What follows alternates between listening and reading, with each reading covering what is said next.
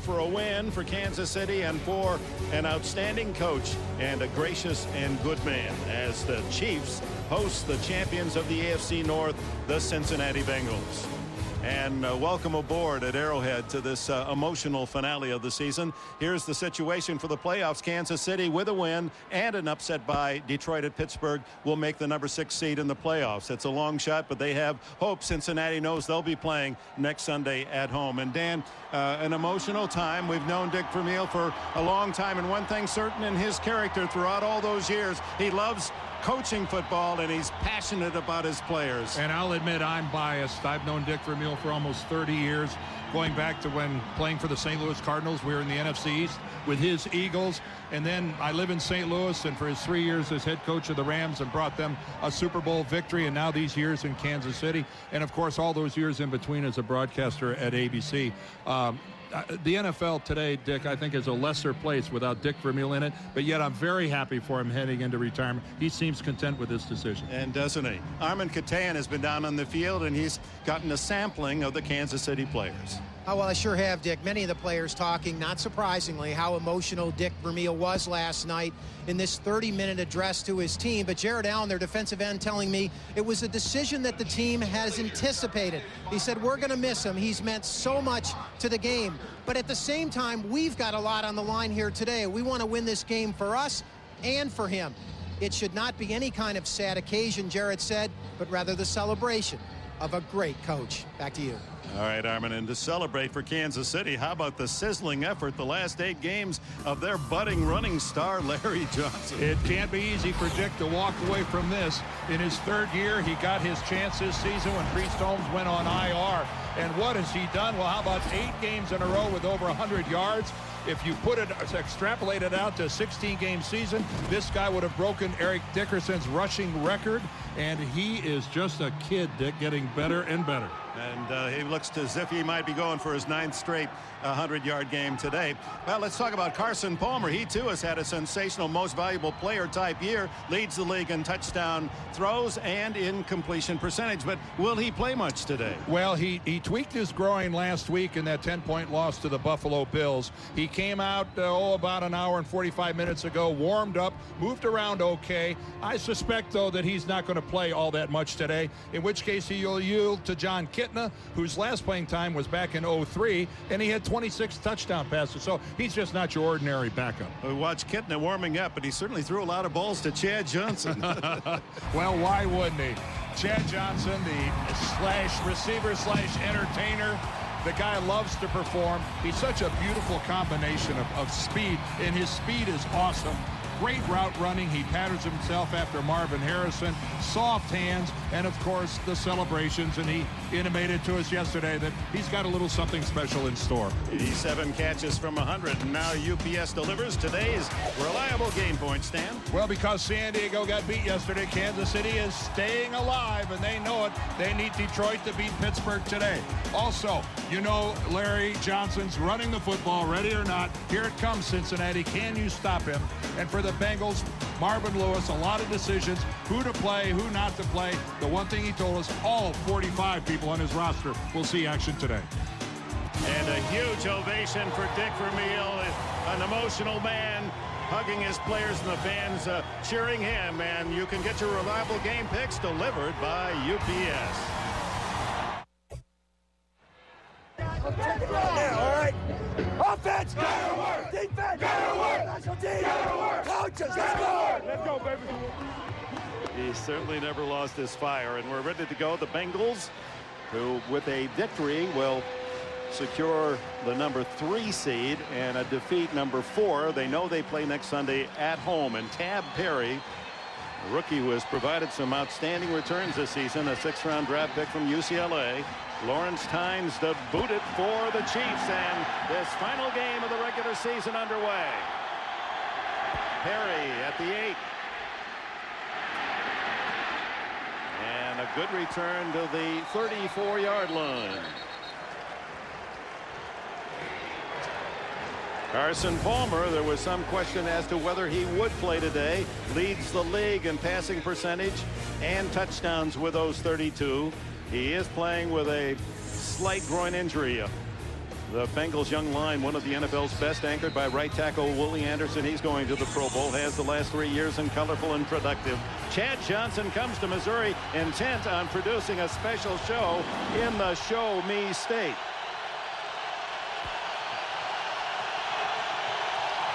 Rudy Johnson and Jeremy Johnson in the backfield, and they start with a reverse. And it's Chad Johnson streaking for 5 to the 39. Jared Allen makes the tackle. And here are the Chiefs up front for Kansas City. Is Allen, his 11 sacks and 7 forced fumbles, the top credentials for Kansas City. 253-pound linebacker Kavika Mitchell leads Kansas City in tackles, and in the secondary, safety Greg Wesley, not only a big hitter, but leads with 6 interceptions.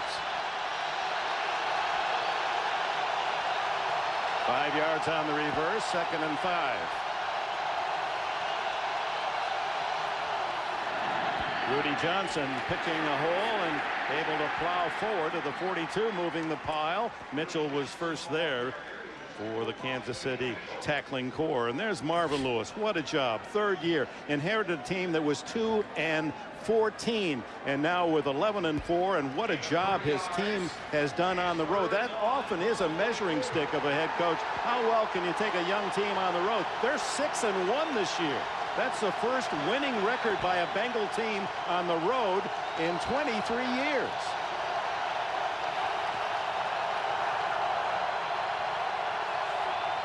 Third down, a long yard. Back to Rudy Johnson, and Johnson needs just a few yards to break his own Cincinnati single season rushing record. He starts today with 1,440. He needs 15 to break his own mark. Dick, we just saw Marvin Lewis, and I think he's conflicted today because he's looking forward to next week's playoff game. And by the same token, you know, you want to rest your guys, but he's so unhappy with the way they played last week in that loss to Buffalo.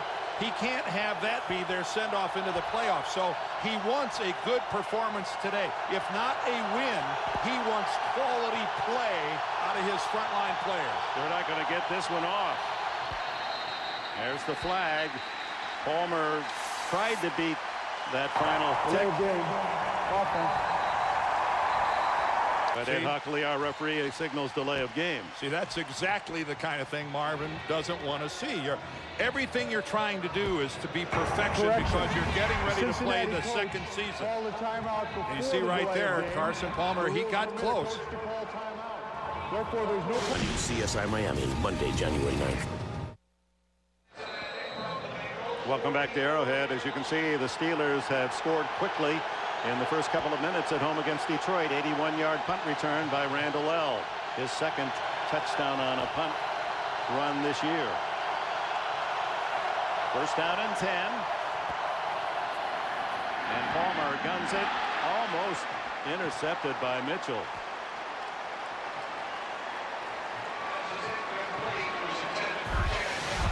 Well, a quarterback is always vulnerable to that inside linebacker floating over from underneath. And you can see right there in an attempt to get the ball to Chad Johnson, Kavika Mitchell got over there. One concern for the Chiefs, for the Bengals, their left tackle not playing today. Eric Steinbach from guard moving over. Rudy Ali Johnson, his mother was a big fan of Muhammad Ali, and he had to box his way out to the 47, a gain of tough 3. Yeah, Eric Steinbach, normally the starter at left guard, in unfamiliar territory there at left tackle. Pretty good job, though, of blocking. He gets right in there against Carlos Hall, but Scott Kustra takes his place at left guard. So an all-new left side protecting Carson Palmer. 3rd and 6 near midfield. Palmer in the shotgun. Chad Johnson to the left. T.J. Hushmanzada to the right. The throw is to the right and caught. It's Hushmanzada, who has been such a wonderful compliment to Chad Johnson. They played college ball together a year at Oregon State. Good job of Matt Schobel, number 89, who's going to pick up the blitz. This is Schobel right here in the backfield. Watch him step up and clear that alley for Carson Palmer. This offensive line and pass protection scheme does a good job of protecting Palmer. Only 20 sacks on the year. That's 2nd best in the NFL. Only Indy is better. First down, and Palmer goes long this time for Chris Henry off his left hand. He tried to one-hand it on the run behind Eric Warfield. Ooh, could Henry have laid out for that? Boy, that's a tough call, I guess, for a wide receiver at the last second. Just working against Warfield, number 44. This straightaway fly pattern. Nothing fancy about that. And it looked to me like that's not 100% extension by a wide receiver in an attempt to catch the ball. Launch yourself, leave your feet, go up and try to get two hands on that football. Rookie from West Virginia has 6 touchdown catches, all in the second half. Could have had 7 if he'd have laid out for that. 2nd and 10. Screen pass. Rudy Johnson, and the red shirts surround and cover him for a loss of a yard. Led by Jimmy Wilkerson, the 3rd-year tackle from Oklahoma. As Rudy Johnson was tackled. Vic Vermeil, when he in the sun, he has that squint look and wrinkled brow that makes him look almost snarly and mean, and there's nothing farther from the truth. Wow. To see him in person, to be around him, physically, he's the youngest looking 69-year-old person I've ever seen. Yeah, he's kept his youth, his spirit included. Palmer, good protection, fires underneath to Houshmandzadeh, fumbled the ball and then fell on it. Well, they're going to call it an incomplete pass now, as Eric Warfield able to wrestle it free. Houshmandzadeh thought he had a catch. Well, you have to come down and you must demonstrate a football move. In other words, you got to put both feet down and then you got to take a step or two. And the officials on site ruled that Houshmandzadeh never secured the ball, that he never officially locked it up and put it away. Dante Hall, ever dangerous, 10 kick returns in his. Right together with you.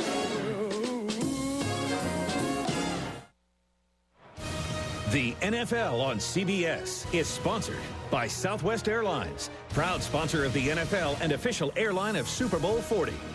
The 244 horsepower Pilot, built by Honda. And by refreshingly smooth Bud Light, always worth it. Kansas City's first possession from the 14. Trent Green has started every game in Vermeil's 5 years here. He's 1 touchdown pass shy of 150 in his career. Second oldest quarterback to Brett Favre in the league. Starting quarterback. Larry Johnson running left and peels off some tacklers. Picks up a good 4. Brian Simmons, the tackler. 3 of the 5 Kansas City linemen are going to Honolulu, led by left tackle Willie Rope, 11 times to the Pro Bowl along with Will Shields. And Johnson has been phenomenal. 8 starts, 8 100-yard games, and 17 rushing touchdowns. He'll be on his way to Honolulu as well, along with left guard Brian Waters, tight end Tony Gonzalez. Not bad.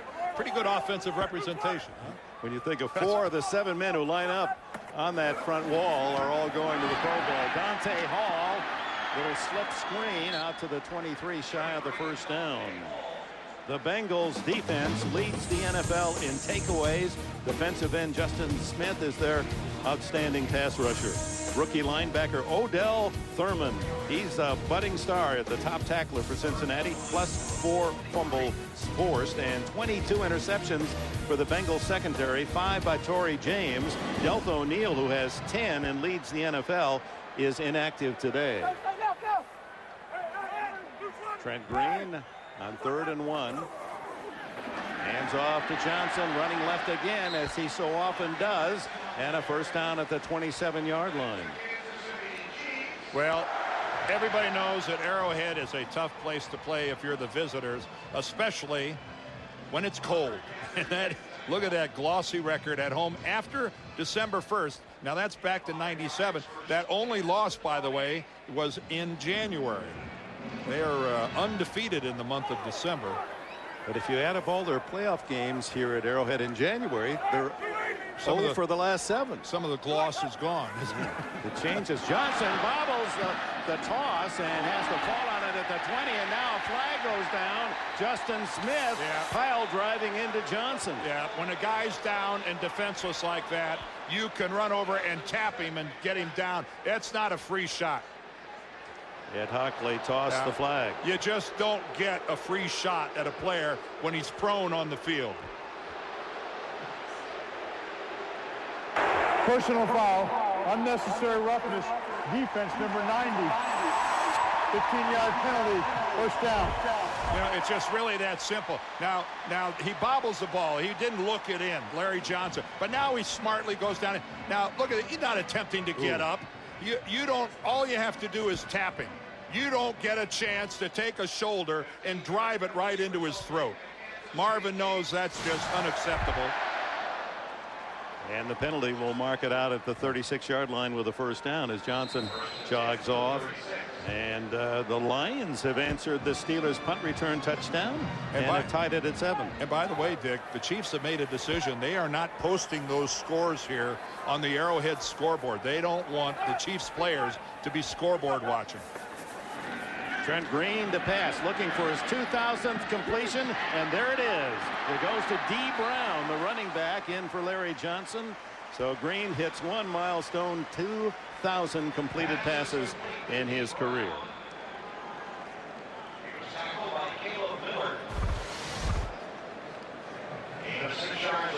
Larry Johnson, not the receiver that time. They put in D. Brown, who's a youngster and trying to get some more work into the passing game. And you can see that Trent had to try to loft that up over the top. Put a nice soft touch on it. Nothing spectacular, but it makes second and manageable. 2nd and 4. And it's Johnson. First down out to the 47-yard line of the Bengals. CBS Sportsline NFL experts Pete Briscoe, Clark Dutch will have next weekend's playoff matchups covered from every angle. Get the very latest news and their analysis all week long at CBSSportsline.com. How about that for a football arena photo? Arrowhead Stadium bathed in the Chief red. It looks like a postcard every time you're here. Especially on a day like this, January 1st, and temperature in the 50s, no wind. Green going long down the middle, wide open. Eddie Kennison, and Kennison a first down at the 23. Well, you don't talk to anybody about the Cincinnati Bengals and their playoff prospects without being asked the first question. Do you think their defense is good enough to bear up during the postseason? Well, we're going to find out. But right now, the Chiefs are moving pretty effectively down the field on their first drive, working against the Cincinnati zone, rather. Eddie Kennison sits into a giant hole in the center of the field. Now, this offense moves the ball on almost everybody, but a good pre-playoff test for the Bengals today. 23 yards on the play, and back to the air goes Green underneath and sandwiched hard the intended receiver. It was Dante Hall, and he was belted by Rashad Bowman and others. Well, and Dante looks like he's got a little bit of a stinger. He's got something with his left arm. There's Dante's got some sort of weakness or pain there in his left arm. He's going to head for the Chiefs sideline. And he did get hit. Take a look at this. He's running a crossing pattern. A good throw by Trent. And I think Dante saw that hit coming from Bowman, and he short-armed the ball. Larry Johnson on a draw gains a yard. Robert Gathers and others, the tackling team for Cincinnati. Gathers, whose uncle Jumpy played 13 years in the NFL. Jumpy Gathers, New Orleans, Washington, Atlanta, Denver. Looking over Dante Hall, a key ingredient in this Kansas City attack. 3rd and 9, 10th play of the drive for Kansas City.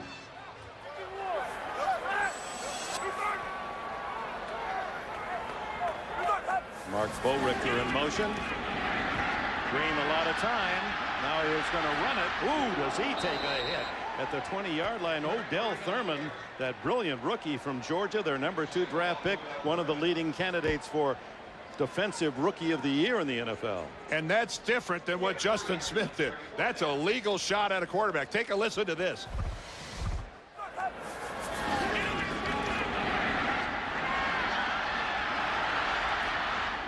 If Trent Green doesn't go into the hook slide, he's fair game. And Odell Thurman did the right thing.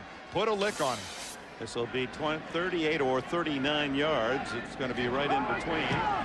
And Lawrence Tynes gives Kansas City the first points of the game. 4:43 left in the opening quarter. 3-0 Chiefs.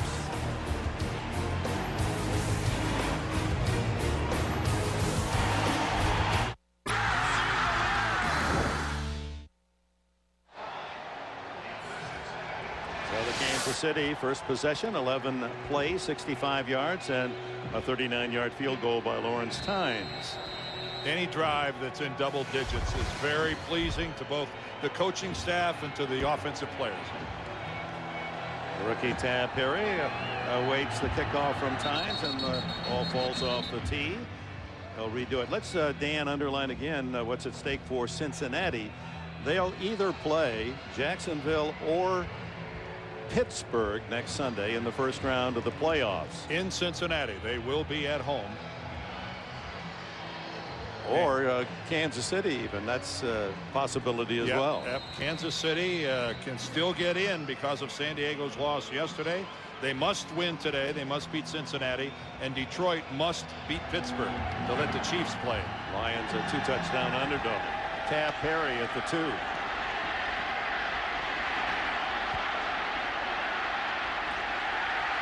he just can't find any room to run, and the flag goes down.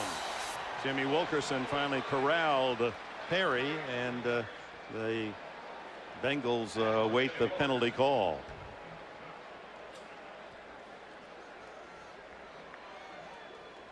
Ed Hockley, a practicing attorney in his 16th year in the NFL. Face mask by the kicking team, number 42. 5-yard penalty. Cincinnati's ball, first down. Ronnie Cruz, the backup fullback, with the penalty. Let's go back to the presentation. Okay. Okay, now question.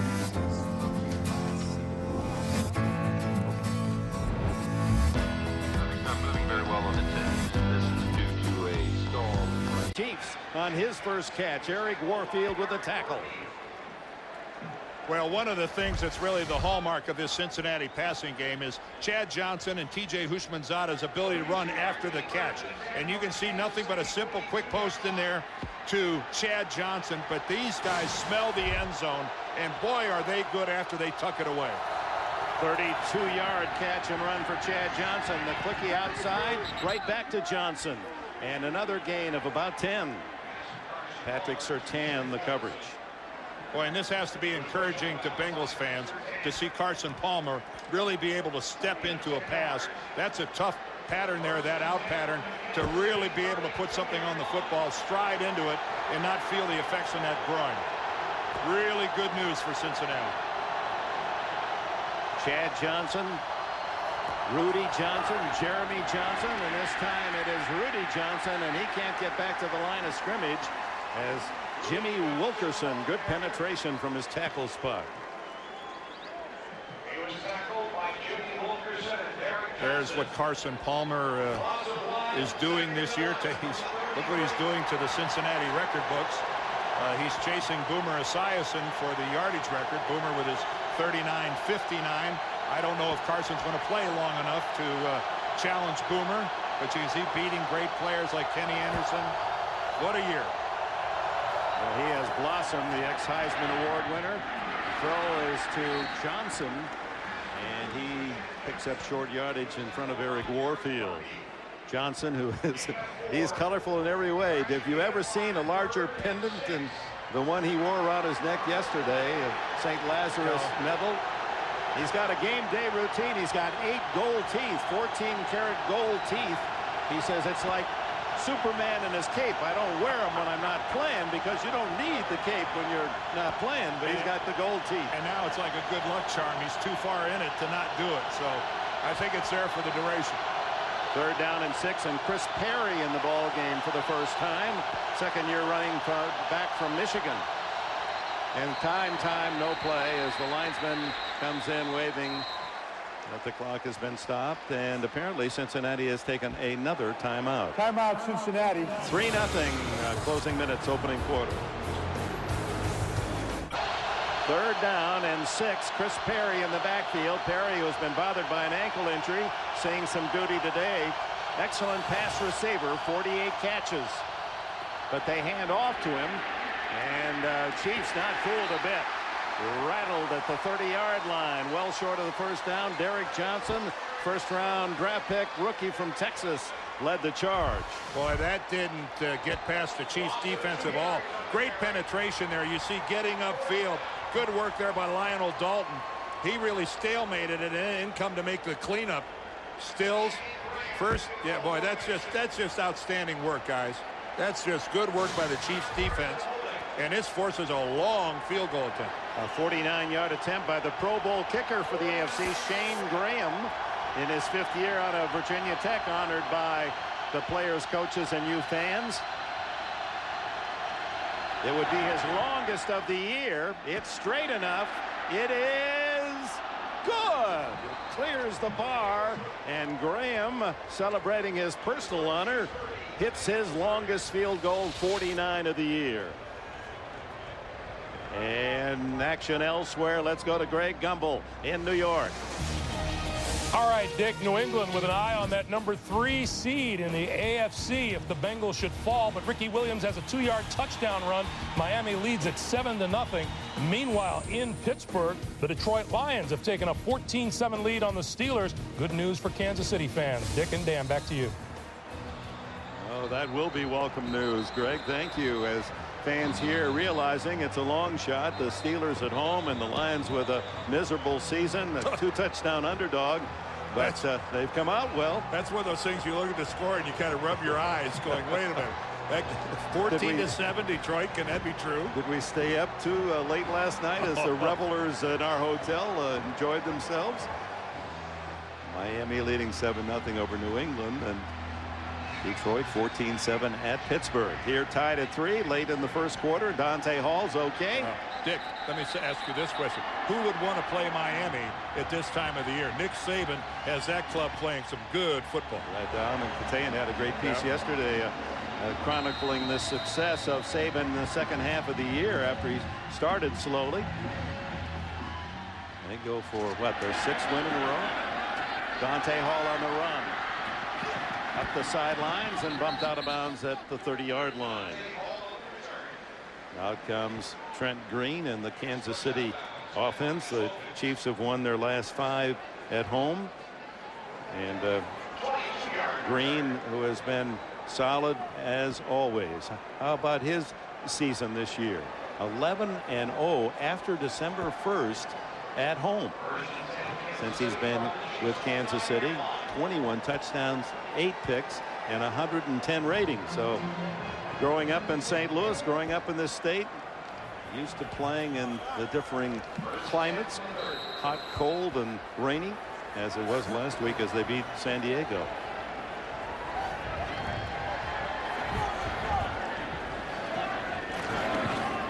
Quick toss incomplete to Dante Hall, very nearly a lateral. Armin, what do you have for us? Well, guys, we've been talking about Dick Vermeil's relationships with his players, and none closer really than with Trent Green, a father-son really kind of a relationship. Trent telling us yesterday, he said, I learned so much about football, but so much about life from Dick Vermeil, how to treat people, whether the president of Sprint or the guy folding the towels in the locker room. He's so good at embracing life and teaching you how to treat people. Dick, back to you. And how valuable those lessons. 2nd and 10 at the 30. And offside. David Pollock, the linebacker. Larry Johnson keeps right on running and rolls up another big gain before Kewan Ratliff can drag him down at the Cincinnati 43-yard line. Maybe they'll decline that penalty. What do you think? Number 99. The penalty is declined. Play results in a first down. Well, guess what? Outstanding blocking by the Chiefs offensive line. take a look at this. The Bengal guys are either fronted up or on the ground, and then Larry Johnson just with a great upfield burst. And I think this is something that surprises people because he is a power back, but his burst takes a lot of defenders by surprise, much quicker than you first think. Match the number on his back, 27 yards on the game, tackled at the 40, pick up a 3. Let's go back to New York in this update from Greg Gumbel. All right, Dick, of major interest to Cincinnati fans and their positioning in the postseason. Tom Brady of the Patriots, 11-yard strike to Deion Branch. Patriots pull even with Miami at 7-7, final minute of the first quarter. All right, thank you, Greg. New England Patriots, another second half of the season story after all those injuries slowed down their winning progress, and they've come back to life just in time for Bill Belichick. Second down, 7 at the 40, and Green to throw. Wide open on the sidelines, Kennison, and a first down at the 25. And that's the end of the opening quarter. 3-3 the score. We'll return to Kansas City after these messages. You're watching the NFL on CBS. Date to a wedding? That's like bringing a deer carcass on a hunting trip. New How I Met Your Mother after a new King of Queens, CBS Monday, January 9th.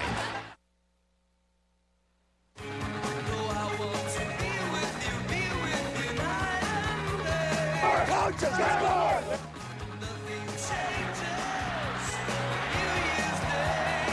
It is good. You too to start the new year as the Chiefs tied at 3, open the second quarter at the Cincinnati 25, and that's Johnson fighting his way up the middle to the 20. You've noticed here in the first quarter almost all of his sizable runs have been to the left side. Interestingly, when asked about why left, he says, I hate running to the left. Well, he told us that when he was at Penn State, his coaches there never wanted him to switch the ball out of the right arm, and it's customary that when you run to the left side, you move it to your left arm to get the ball away from oncoming tacklers. And now that he has to switch it, it makes him uncomfortable. Yes, it sure does. Yeah. Now, uncomfortable does not mean it doesn't make him productive. 5-yard penalty. Second down. He's averaged in these last 8 games 144 yards per game. And if you prorate that over a full 16 games, he would shatter Eric Dickerson's all-time record. It'd be like 2,300 yards. It's an astounding number. And, of course, yeah, there it is exactly what would take a look at that if that was if, and the what if is right. And Larry said, you know something? Even with the success I've had this year, until I come back and do it for 16 games, I really haven't proven anything. The kid's got a pretty good head on his shoulders. There's another false start. Whoa. So back to back. Come on, they're at home. Eddie Kennison jumping, trying to get a quick release off the line of scrimmage. False start offense, number 87. 5-yard penalty, still second down. Now, with Dick announcing his retirement last night to the team, this has to be, in some ways, a tough game for the Chiefs players to be 100% focused on football. You know, everything about football is no distractions, be focused. Well, that's a big distraction. That makes your mind wander. You're looking in different directions, and your emotions, your feelings, and you know, what if, who's going to be the next one? Yeah, there's a lot of, am I going to be here? A lot of those things are running through their minds. And jumping off sides at home is not a smart thing. And Pittsburgh, what do you know, tied it up. Just before the end of the first quarter, a throw underneath is complete to Eddie Kennison. Just inside the 20-yard line. It'll be about 4 yards short of a first down, bringing up third down. Trent Green told us something interesting about yesterday, and we'll get to that in a minute. The red zone here, you can see that's pretty good. 9 out of their last 13 trips. And what is Cincinnati defensively? How have they defended the red zone? Well, 7 TDs in the last 12 trips. That's more than they want to give up. That's a much higher percentage than a defensive coach would like to see. That catch by Kennison gives him 1,000 yards receiving for the year. So 2 receivers with 1,000 yards. This throws to Dante Hall to the 10. And he's finally wrapped up at the 8-yard line. First and goal for the Chiefs.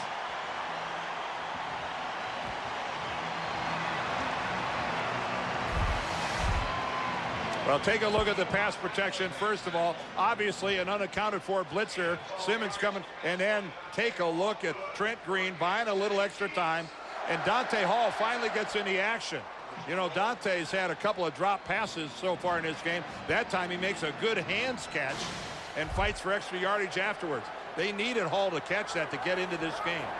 They bring in the second tight end, Jason Dunn, who is a monster as a blocker, and Larry Johnson is swarmed over by Bengals as Landon Johnson playing more and more the second half of the season, and Ifeanyi Ohalete collaborate on the tackle. Now, good team speed there by the Bengals defense. That's what that was. That was a whole bunch of guys flying to the sideline. Chuck Bresnahan, their defensive coordinator, that's the kind of pursuit. Yeah, take a look at this flow by the Bengals defense, rather, as we look at them from behind. Now that's what you want. You want all sorts of orange hats flying down the line of scrimmage, not 5 yards behind the line of scrimmage, on the line of scrimmage.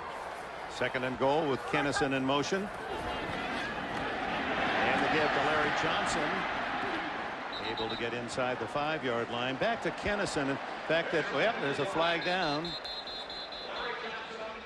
Late flag thrown.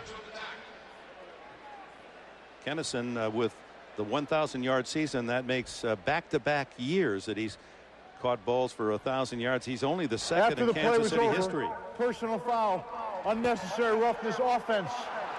Number 62, hitting a player standing around the pile.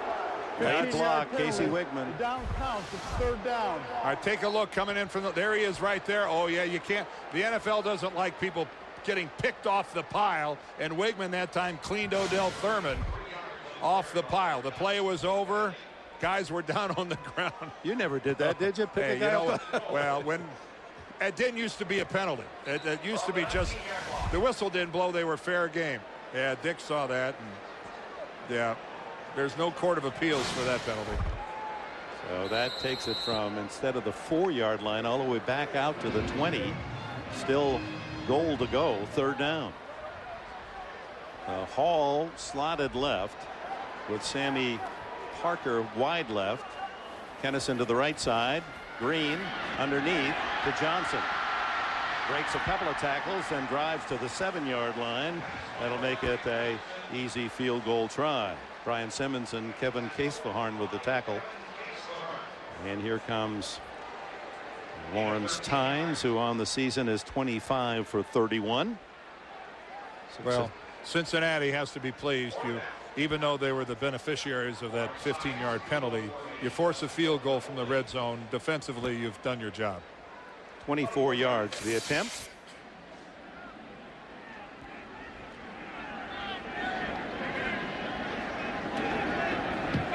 And Tynes is 2 for 2, and Kansas City reclaims the lead in the battle of field goals. It's 6-3. It looks as if we're going to see John Kitna for the Bengals here in the second quarter. Alex, premiering January 23rd. So Carson Palmer, true to Marvin Lewis's game plan, he wanted to treat this like a 4th game of the preseason, where you give your starters some activity, but you bring in the backups, and John Kitna is going to replace Palmer apparently, as Tynes kicks it off to Tab Perry. Short kick to the 15. And Perry runs out of room and driven out of bounds at the 29-30 yard line by Rich Scanlon, tied with Gary Stills for special team tackles 25. Kitna to appear, 6'3", KC. Johnson trying to get outside, cannot. Kavika Mitchell, middle backer, able to shut him off. A reminder, he's dried out and warm. Phil Simms is back from San Diego, and he says the most important word going into the postseason is not momentum, it's health. Read the whole story only on NFL.com and NFL on AOL. Lawrence Tynes, they were working on his foot during the timeout, appears to be okay. Loss of a yard on first down. Kitna played his college ball for the Wildcats of Central Washington. He was an NAIA All-America.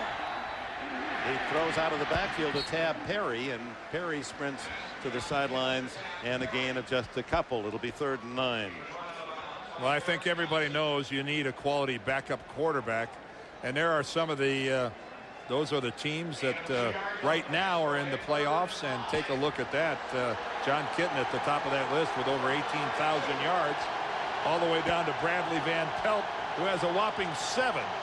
So Jake Plummer better not leave the lineup for Denver. And Carson Palmer, Cincinnati fans, you got what you wanted. He's healthy. He played a quarter, looked sharp in doing so. Chris Perry comes into the backfield with Kitna.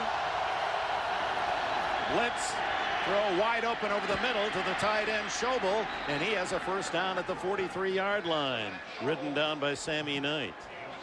Well, you see a change in quarterback here for Marvin Lewis's Bengals, but the other frontline players are still in there.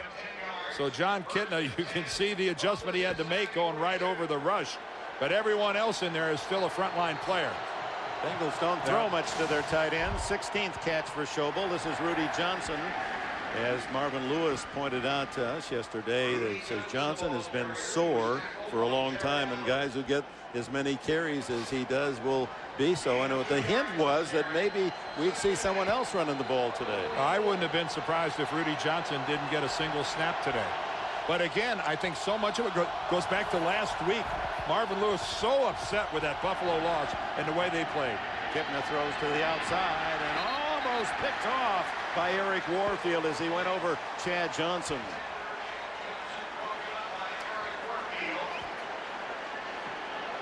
Well, Eric Warfield, this is, you watch him, he's looking in the backfield the whole ways, and then he just jumps the pattern, but really with a better pass. That ball should have been more to the sideline, to the outside shoulder.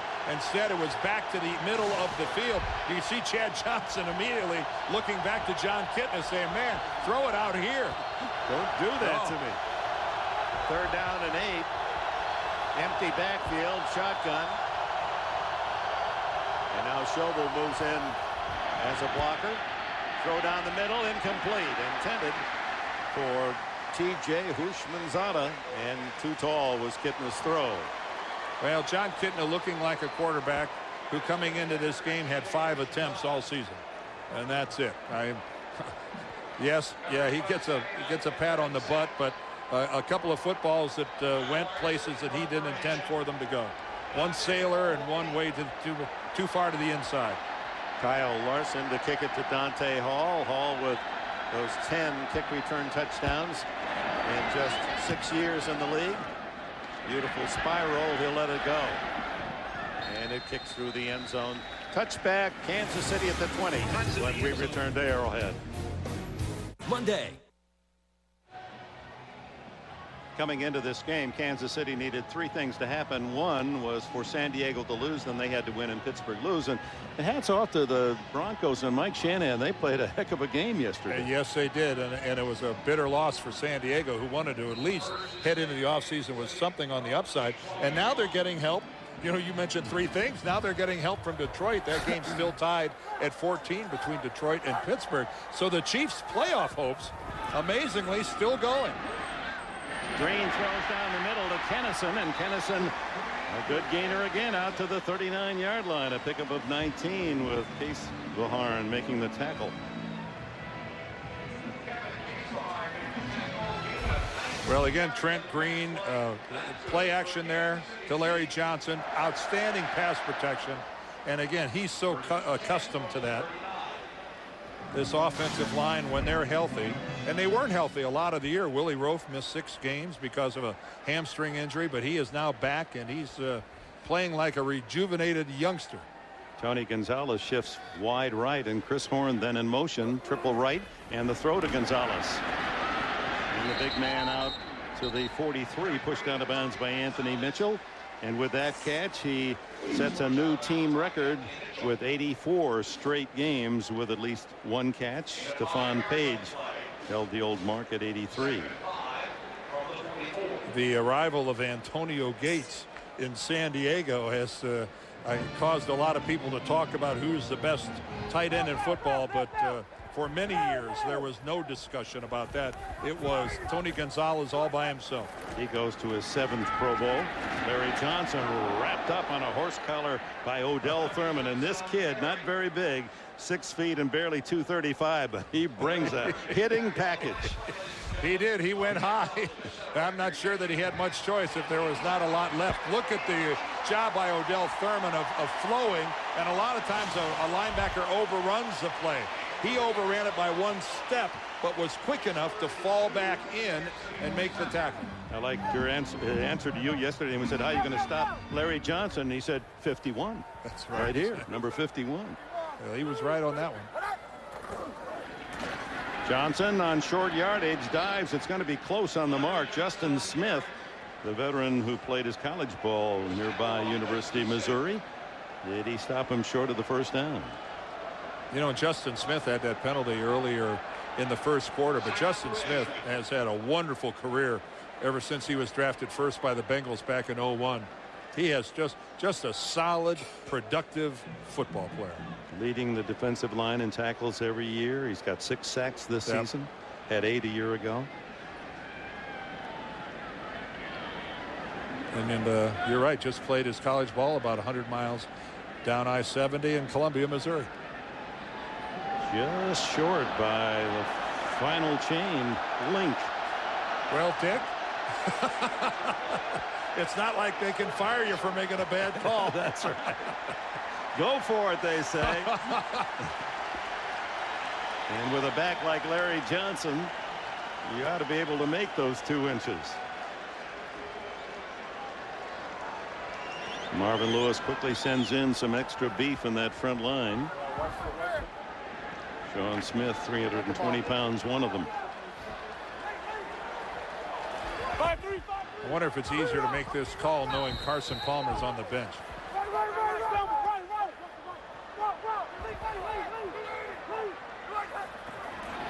It's Johnson. And a flag goes down. He had the first down, but the umpire signals holding against Kansas City.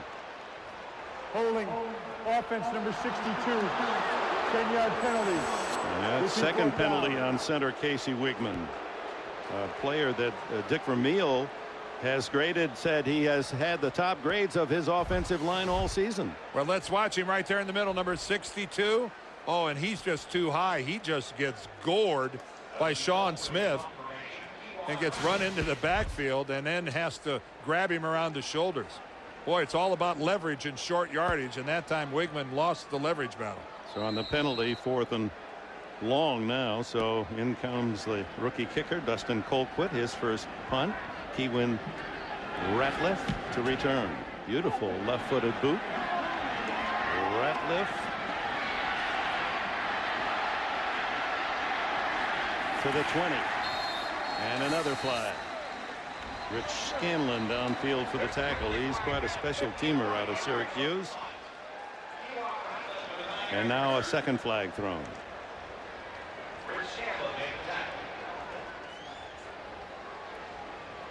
Comes at the 5:20 mark here in the first half, with each team scoring only on field goals. 6-3 Kansas City. If you're just tuning in, Dick Vermeil announcing last night that this would be his final game at Arrowhead. His During the return, holding by the receiving team, number 27. 10-yard penalty enforced from the dead ball spot. Cincinnati keeps the ball, first down. Greg Brooks penalized. Timeout. The NFL on CBS is sponsored by Miller. There's good enough and there's better than it has to be. Miller, good call. And by AOL. Want a better internet? You belong at AOL.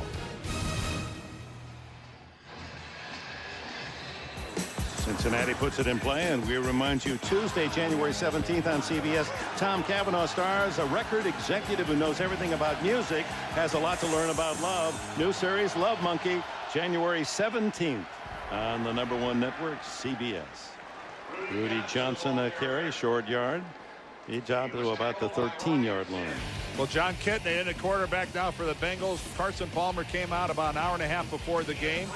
Started warming up, trying to loosen up that groin. You see him clutch his left leg.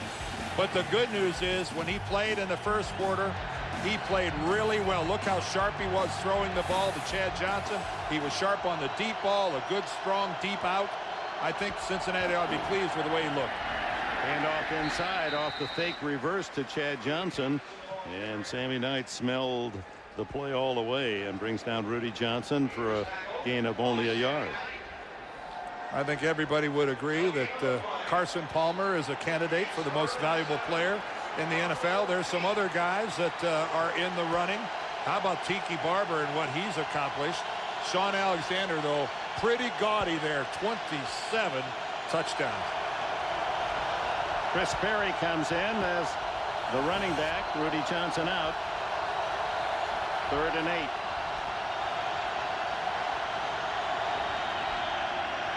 Kitna, quick throw. Hands of Hushmanzada. And that is the second time that we've seen John Kitna try to find an open receiver, and the ball just takes off on him. It just sailed. He had one last drive, and this time trying to find Hushmanzada. That ball is just way. That's a good 3 feet, 4 feet higher than he wanted it to be. Dante Hall with some field with which to work now. Sets up camp around his own 40. Kyle Larson's punt. A high boomer. All the way to the 26. And he tripped up by his own blockers. Stills, Gary Stills, who had fallen down, actually fell right into Dante Hall. A reminder coming up on the Sprint halftime report. You can join Greg and Dan, Shannon, Boomer.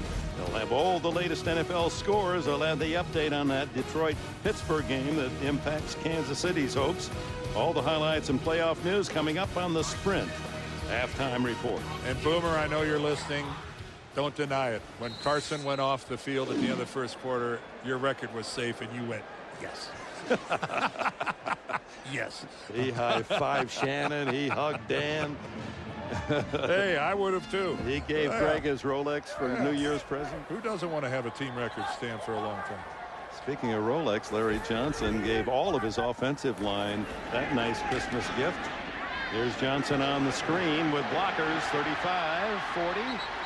And bumped out of bounds near a first down. Boomer gave his lineman calendars. Times were different then.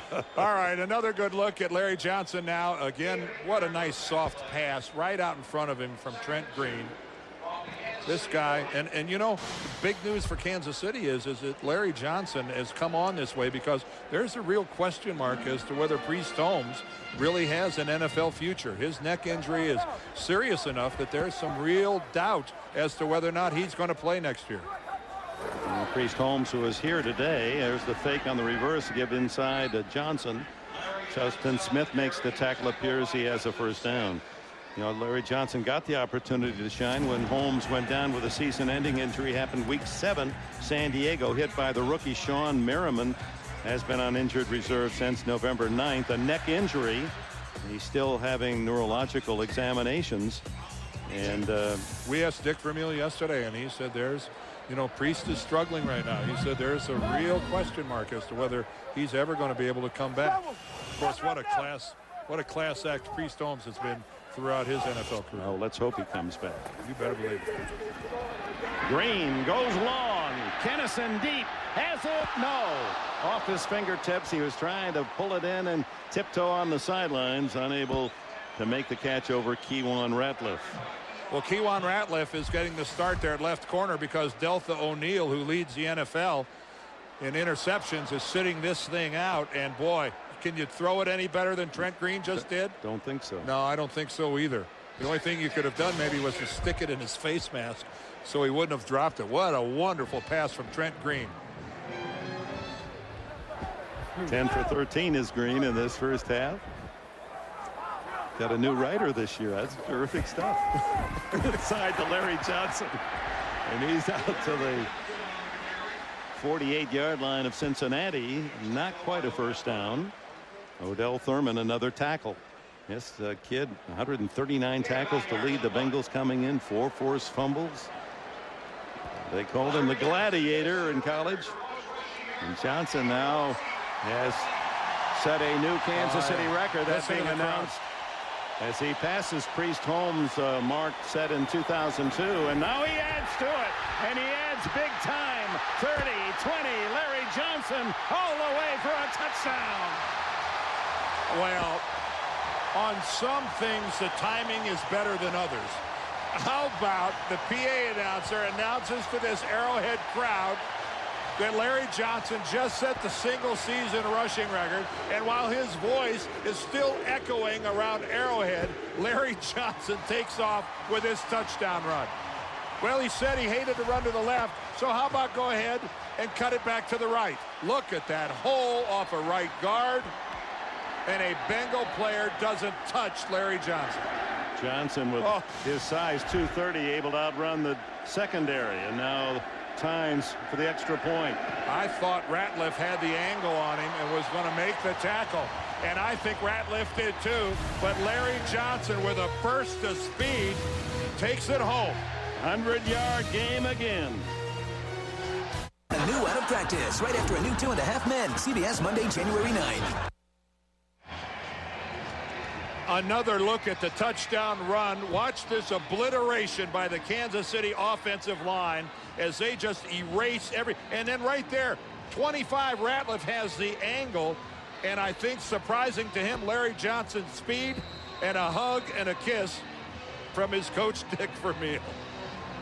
He has 9 consecutive games now over 100 yards. Tab Perry to return for Cincinnati. 25.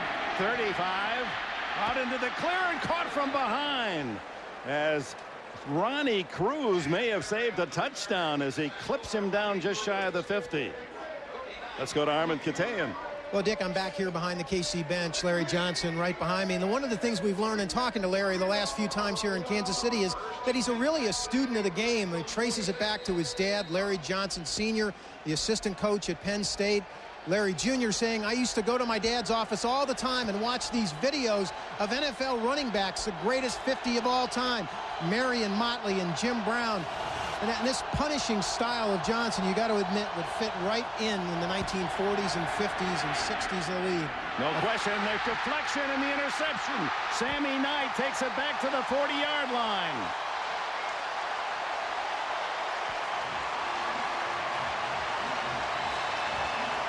Knight, who was picked up as an unrestricted free agent from Miami, has his second interception of the season. All right, let's watch this from behind. John Kitna with a straight drop back, and it's just a very short little pass, and I'm sorry, Matt Schobel rather, he just drops the ball. That goes against John Kitna, but John Kitna threw a perfect pass to Matt Schobel and put the ball right on his fingers, right on his hands.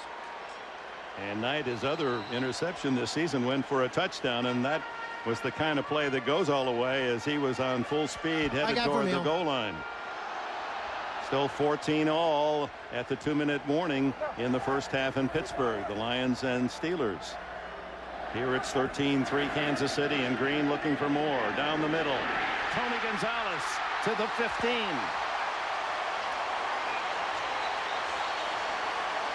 Well, which one of these two teams right now is playing like it really matters? I think it's pretty obvious that it's the Kansas City Chiefs again. The middle of the field vacated against this zone of Cincinnati, and Trent Green finds the big guy. It looks pretty easy. Looks like 7-on-7 practice during the middle of the week. Gonzalez 26 yards on the catch to the 15-yard line. Clock stopped with 1:24 left in the half. Carson Palmer and John Kitna, along with third stringer Craig Krenzel from Ohio State. Well, right now John Kitna said, well, I'm sorry about that interception, but what am I supposed to do? I got to throw it to his hands. Right now, those Kansas City being very opportunistic. And again, a reminder that 14-14 Detroit-Pittsburgh score, unless the folks in the audience here at the stadium have radios or something, they don't know what's going on because they are not posting it on the scoreboards here at Arrowhead. First down just inside the 15.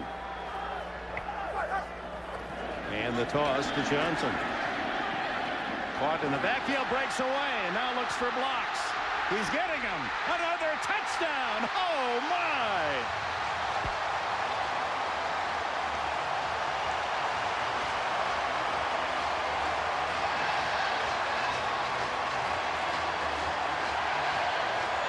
What a first half for Larry Johnson. 2 touchdowns, 137 yards rushing.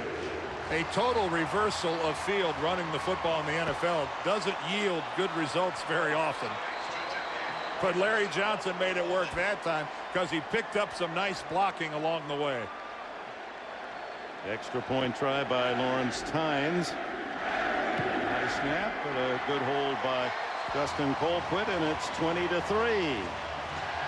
And Larry Johnson, the kind of numbers he's picking up here, Dan, make you wonder what could happen in the second half. Well, watch this total reversal. Here comes Trent Green. Green is the guy that gives him the key block. Trent Green, watch this.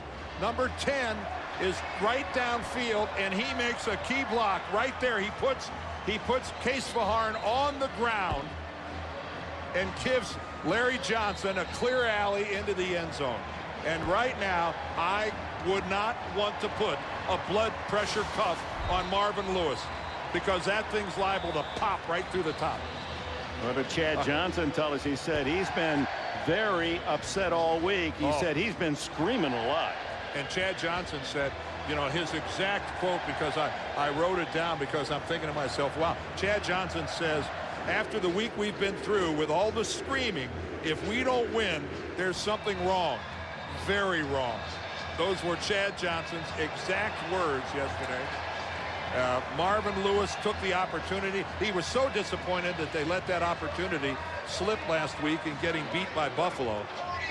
Chance for a bye week. Oh, yeah. They had a chance at the number 2 seed, and they let that go. And now Marvin is going to have I imagine, some stern words for his group at halftime. Steelers score with 1:11 left in the first half to take a 7-point lead over the Lions. Still a minute 14 left here in the half as Cincinnati gets it again, and Tad Perry with another return. Fights off one tackler and hustles his way to the 38-yard line. Yeah, Larry Johnson, 9 consecutive games, 100 yards plus. Only 2 men have ever done better than that. Barry Sanders, 14 straight games, and Marcus Allen, 11 straight. Well, what kind of a second quarter has Larry Johnson had? A breakaway touchdown there. And again, that was awesome blocking. And then the Chiefs get the ball right back after Schobel bobbles the ball. And then this reversal by Larry Johnson, picking up a key block from Trent Green. Yeah, not bad work. Not even halftime yet. Hitting it a throw complete to Hushmanzada, tackled immediately. Almost a late hit from Mitchell. Benny Sapp was the tackler. And you know, Trent Green tonight, when he talks about the game, he won't be talking about any throws. It's that block that makes him want to rave a little bit. All right.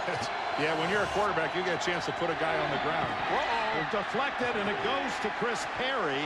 Saved disaster, but lost some yardage, a couple of yards back to the 42.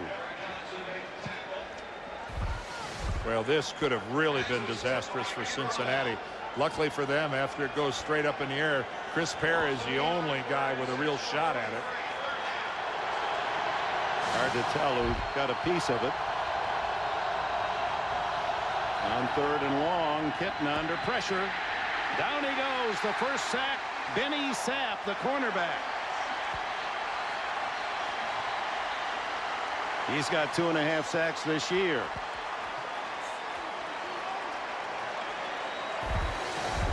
Well, Benny Sapp's coming on the corner blitz. You see him there. And again, Cincinnati has a blocking scheme accounting for him, but he gets right by Matt Schobel. Matt Schobel is the assigned blocker to pick up Benny Sapp, and he just doesn't get it done. 6 seconds left in the half. Gunther Cunningham, the defensive coordinator for the Chiefs, former head coach here. It's not a lot of fun being a 255-pound, 6'5" tight end and getting beat on a pass rush by a 190-pound cornerback who's 5'9". That's pretty much unacceptable. So on 4th down and long, Dante Hall drifts back, and under these circumstances, I wonder whether he'll kick to Hall with this half about to expire. This is the angle the players love to watch. The high end zone. And the whistle and the flag thrown.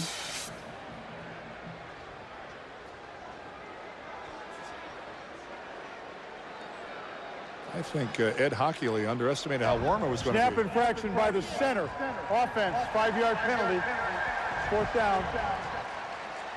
And the full sleeves for Hockley. Well muscled. Marvin Lewis has to rue this second quarter, where his team has gained only 14 yards and Kansas City 181. Most by Larry Johnson. 137 of those on Johnson's runs. And they do kick to Hall. And as he lets it bounce, the first half comes to an end, but this play is alive. Not long as Hall wrestled down at the 23.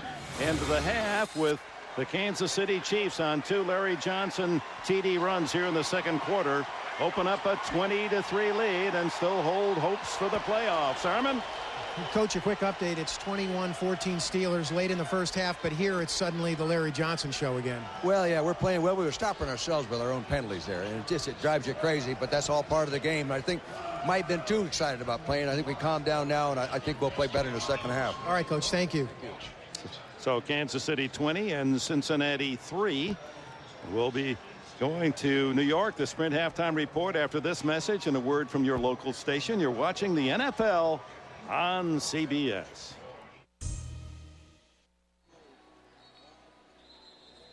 And getting ready for the second half here at Arrowhead, and Kansas City more than 200 yards offense more than Cincinnati. Wow, look, they're working on 600 yards total offense, and this has to be so discouraging for Marvin Lewis. You know, giving up 37 points last week in a loss to Buffalo, now 20 points in the first half to Kansas City.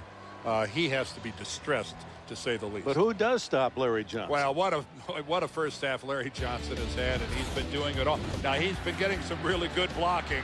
Take a look at the blocking he got from his offensive line. He's been very effective as a receiver. Trent Green finding him coming across the middle. But then this explosion off of right guard, a little bit of a cutback, and he outruns Ratcliffe to the end zone. And then this, a 180 as he heads back the other way, picks up a key block from Trent Green. And Larry Johnson is just having his way. And how can you have a better second half of the season than Larry Johnson? And here are the guys today. Now, keep in mind that yesterday, 203 yards for Tiki Barber. But here are the leading performances through halftime of today's game. And boy, Sean Alexander continues to roll him up. Oh, yeah. Well, look at the workload. 20 carries. Larry's gotten it 15 times. So 137 for Larry Johnson. In case you're wondering, Jamal Lewis, Baltimore 295 is the all-time record, and it doesn't start well for the Bengals as they kick off out of bounds. It'll be the 40-yard line for Trent Green. Armin? Dick, not too surprisingly, Dick, a very somber Marvin Lewis, none too pleased about his team's performance in the first half, especially, he said, the tackling or not tackling of Larry Johnson there late in the first half. And then I turned around and asked him a second question, and Marvin was gone. He had already left. And I think he made his point, though, Dick. He is not happy. Back to you. Well, how could he be? How could he be? He was so discouraged after last week and really drove his team hard this week, really pressuring them to play well, and they've done anything but. Green starting from the 40, kick out of bounds, and incomplete on the toss to Tony Gonzalez. Well, if you were lucky enough to have some of these guys today, you're padding your fantasy numbers there. It was good work by Carson Palmer, but Trent Green 11 of 14. That's awfully good percentage. Well, Johnson and Johnson. Well, one Johnson's in capitals, the other one's in small caps. And take a look at this. No touchdowns for any of the receivers. Chad Johnson, 3 for 47. There's a quick toss to the outside, and it's Eddie Kennison sprinting for a first down into Cincinnati territory. Out of bounds at about the 42-yard line. Justin Smith got a push on Kennison. Eddie Kennison, the veteran from LSU in his 10th season, back-to-back 1,000-yard receiving years, over the 1,000 mark today. He's got 5 catches, 86 yards in the game. Nice round number there, 300 total yards.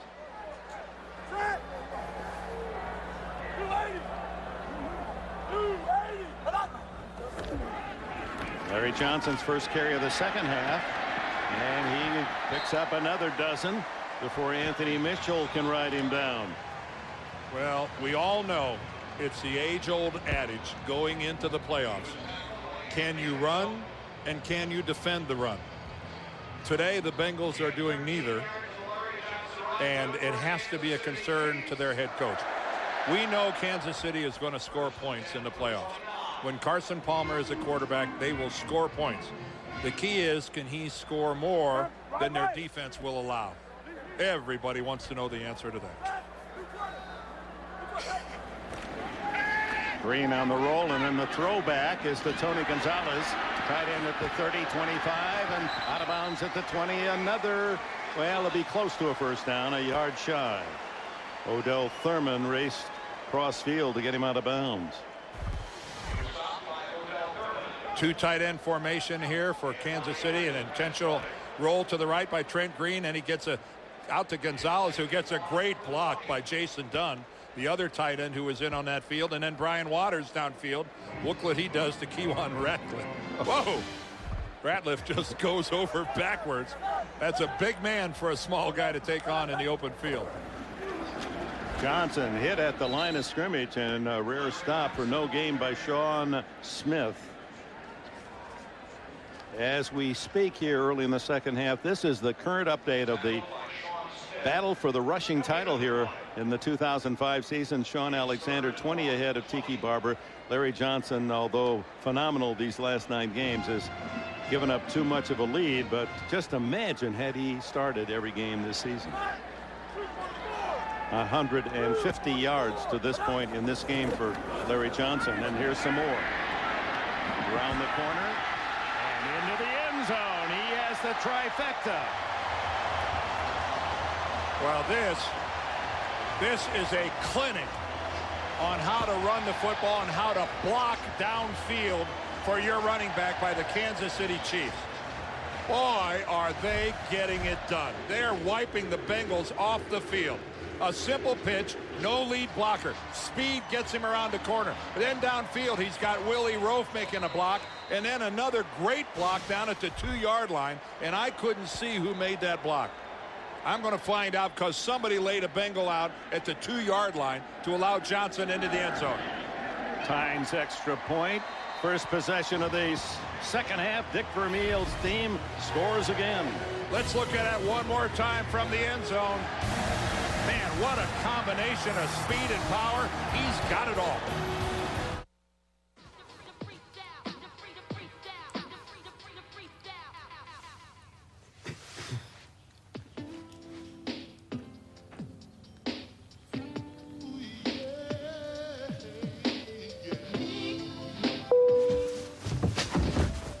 There's an exciting new sound in travel.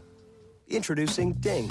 Get exclusive low fares sent directly to your desktop. Deals that are available only for a limited time and only by downloading Ding at southwest.com.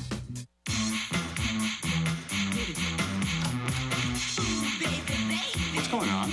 We don't know how many converters we have in stock. We don't know where our trucks are, and no one knows where Mackler is. 6,000 converters? Trucks are at I-4, exit 9. Mackler, where are you? In the airport. Get a Nextel walkie-talkie phone for $24.99 and connect with over 17 million people. Nextel is available at Sprint or Nextel stores. Sprint together with Nextel. This telecast is copyrighted by the NFL for the private use of our audience. Any other use of this telecast or of any pictures, descriptions, or accounts of the game without the NFL's consent is prohibited. Larry Johnson is just going to take this pitch, go to the left. He's going to get a block right there from Willie Rofe. And down to your lower right, you see that block? That's Mark Boerichter, a wide receiver who put Greg Brooks on the ground. Boy, the guys work hard for Johnson. Tab Perry, another return chance. And he's out to the 37-38-yard line. Cincinnati's first possession of the second half. The Larry Johnson Show in Kansas City. The NFL on CBS is sponsored by Southwest Airlines, proud sponsor of the NFL and official airline of Super Bowl 40. UPS, what can Brown do for you? And by the new AT&T, your world delivered.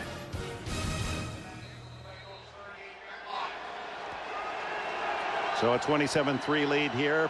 But meanwhile, news not good for Kansas City fans as the Steelers have jumped to a 2-touchdown lead early in the third quarter against the Lions. Rudy Johnson, who's been held in check. And it's Jared Allen with a tackle on that. Groin injury bothered him. Being rested by Marvin Lewis. John Kitna in his stead. Flag down. And the throw is complete underneath to Chris Henry, the rookie from West Virginia. Short gain. Now let's check the penalty.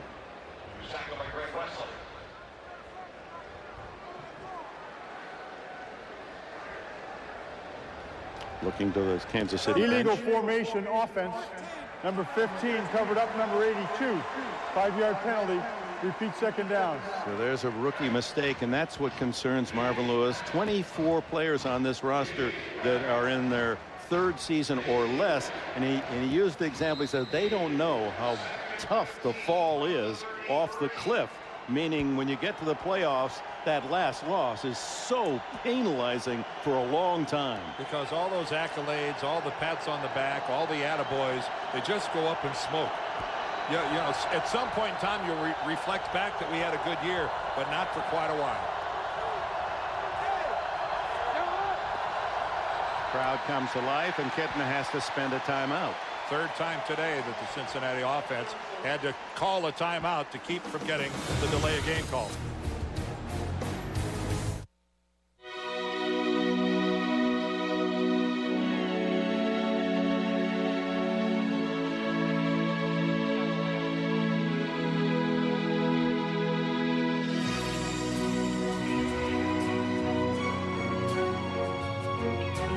There are two kinds of people, two kinds of companies who change the world. Those who invent and those who deliver. And while the world benefits greatly from both, they rarely join together. Until now. SBC, America's largest provider of DSL broadband, and AT&T have joined forces to create the most complete and secure network on Earth, so you can make the most of your world.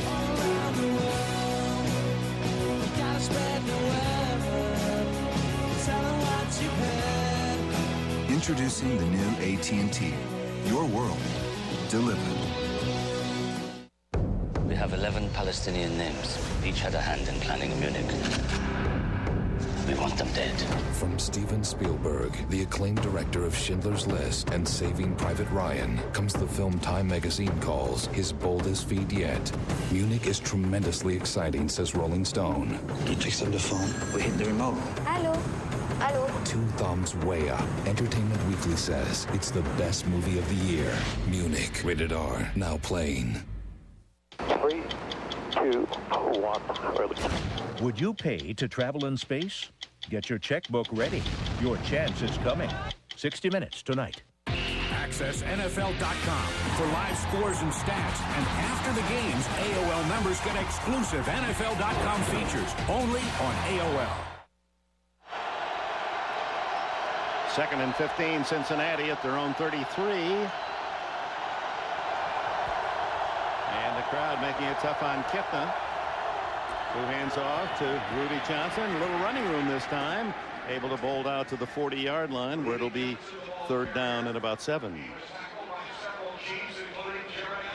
Well, Marvin Lewis, now in his third year as the Bengals head coach, after back-to-back 8-8 seasons, really put Cincinnati on the map this year. There's some Coach of the Year candidates. We can see where Dungy, Lewis, and Smith have taken their teams. You know, Marvin did it with a fabulous offense. You got to look at what Lovie Smith has done with the Bears. And that offense, he lost Rex Grossman. What an accomplishment. And how significant. 3 African Americans all vying for most valuable coach in this NFL. Benny Sapp stops Chris Perry well short of a first down. And Kansas City's defense has been outstanding all day. Well, I think Carson Palmer is the undisputed leader of this football team, and his energy and his presence in that huddle. I think there's a lot more than just completed passes and effective handoffs. I think when you remove him from the game, the air goes out of a lot of other guys on that football team. Yeah, no matter how good the backup, he's not been around much in game action. Kittman. Hall circles under it at the 5-yard line. Whoa, what a block. And it frees Hall for a 9-yard return. Caleb Miller, reserve linebacker, makes the tackle. Timeout at Arrowhead. The NFL on CBS is sponsored by the Taco Bell Big Bell Value Menu. To get full-on value, think outside the bun. And by Chevrolet, an American revolution.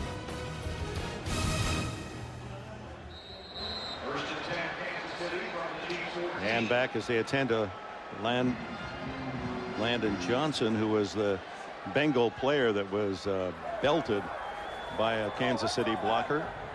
D. Brown got him. From the 13, the quick throw. Dante Hall.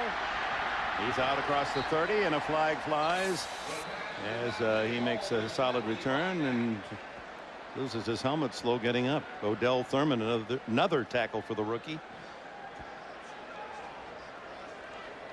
Flag holding offense number 88. It's a 10-yard penalty enforced from the spot of the foul. Repeat first down. Let's go back and take a look at this. Here is the block. It's going to happen right here. Take a look at this hit. D. Brown just takes away Landon Johnson. Listen to this. We're going to play it with this audio. Listen to this hit. Whoa. And Landon Johnson, a very critical member of the Cincinnati defense, a starting outside linebacker who has to do double duty on special teams. And meanwhile, Dante Hall slow getting up at the 33-yard line. Let's watch that play and what might have happened.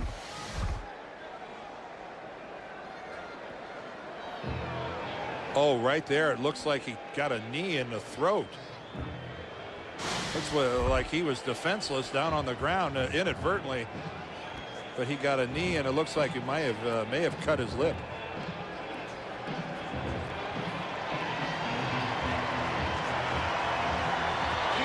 That's a thrilling player and a big favorite here in Kansas City, understandably. Landon Johnson with that blind blank stare as he took that head-to-head hit. And Hall might have been even a cut tongue. Well, Dante Hall, all of 5'8", 185 pounds. He's small but mighty. Whistle sounds. The ball after the penalty on Tony Gonzalez takes it back to the 14-yard line.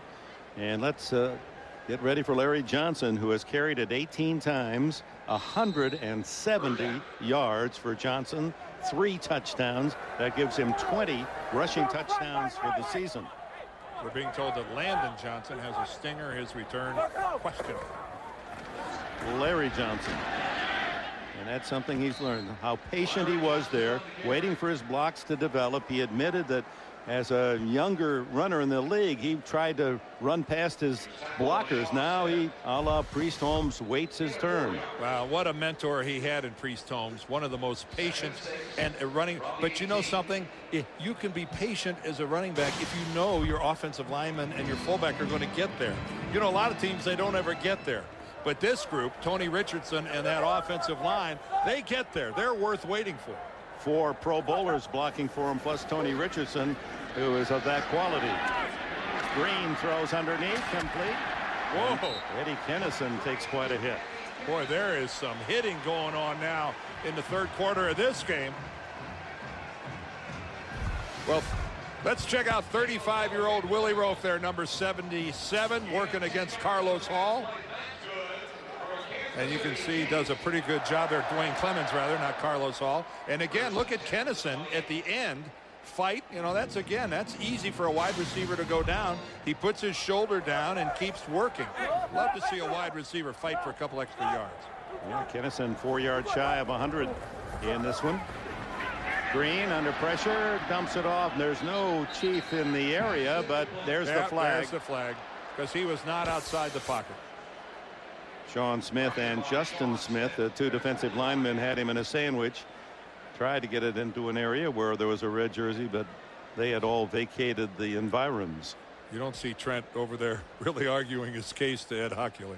Intentional grounding, offense number 10. 10-yard penalty from the previous spot and a loss of down. Brings up second down. To be able to get away with just throwing the ball away, you've got to be outside the tackles. Trent Green never made it outside the guard, and he just dumps the ball without an eligible Chief receiver within 10 yards. And that's where the officials are very deliberate. He knows Ed Hockley took a good look around, surveyed the situation before he dropped the hanky. So second down and 20, loss of down. And here comes Larry Johnson. And he draws a crowd at the 20, a short gain. Matthias Askew from Michigan State, the tackler. You know, it's a time here as we start a new year, not only to look ahead and for promise and health and prosperity. We wish that to all of you. And for Kansas City fans, that's good news. Touchdown for the Lions. But it's also a time for reflection. And talk about Trent Green's year a season ago. He loses his father suddenly with a heart attack about 2 months ago. And then the month later, he welcomes the first daughter into his family. He sees the entire cycle of life all within a month. Part of the maturing process. And here goes Green again. Chased and sacked. Back at the 15, David Pollock, the rookie from Georgia, the #1 pick of the Bengals, has his 3rd.5 sack of the season. Dick, Trent Green is also going to see the cycle of his football life change, because Trent told us something very interesting about his relationship with Dick Vermeil. He said, well, you know, Dick Vermeil has had the opportunity to head up 3 different NFL franchises, and 2 of the 3 he wanted me to be the starting quarterback. Dick Vermeil traded for Trent Green. I'd like to do that. Only if I could use frequent flyer miles. Plus the science of living longer. Look at this Kansas City fan wearing a Lions jersey. He's trying everything he can to help Detroit upset Pittsburgh. Intercepted as Patrick Surtain in perfect position to pick off John Kitna. That was almost too easy, and now the flags fly.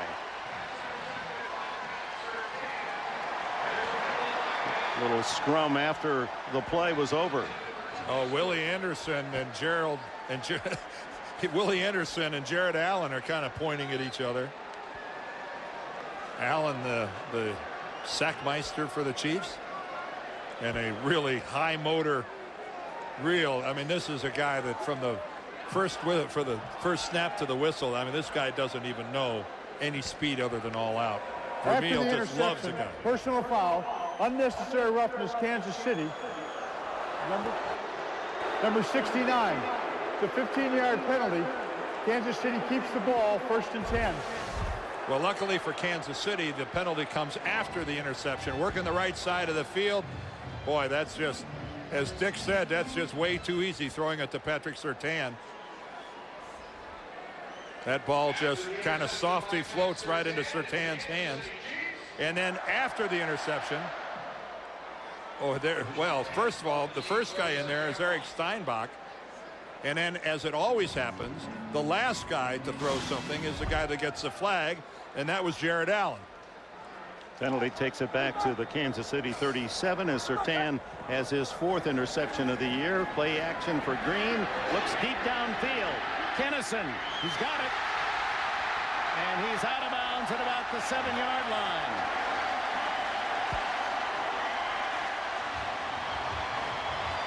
That ball hung in the air so long, you would have thought that somebody from Cincinnati would have been able to make a play on that.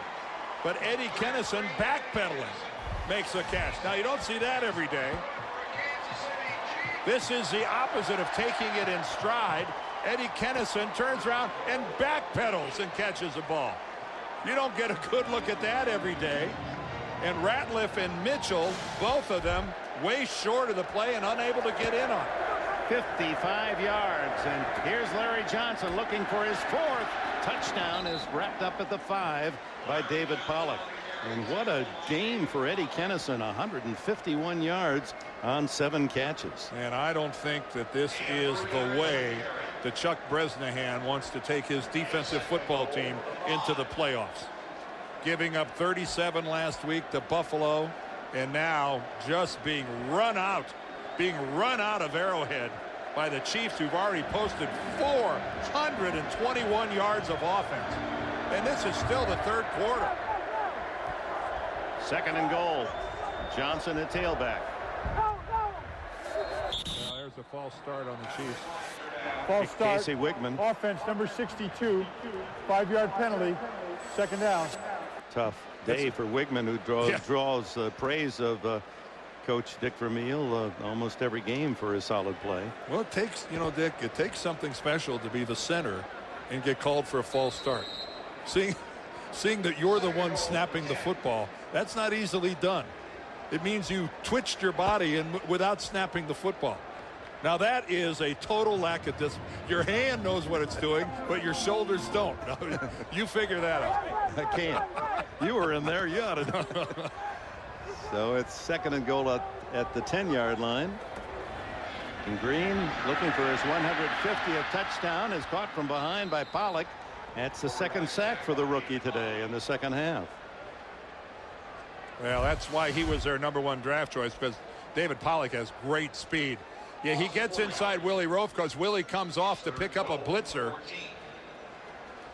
Pass protection always starts from the inside out, but Willie, for some reason, must have thought he had some help to the inside, because he just released David Pollock and gave him a run at Trent Green. It's 14 yards away on 3rd and goal.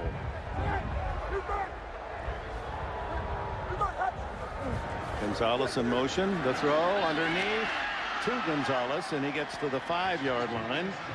And out comes Lawrence Tynes in the field goal unit. Or the crowd wants blood. They lead 27-3. They're not happy with another field goal. Well, it's the 2nd time the Chiefs down there in the red zone, and inside the 5-yard line, they had to get backed all the way up out of there. But I think Dick's making the right call this time. 23-yard attempt for Tynes. Hit one from 39.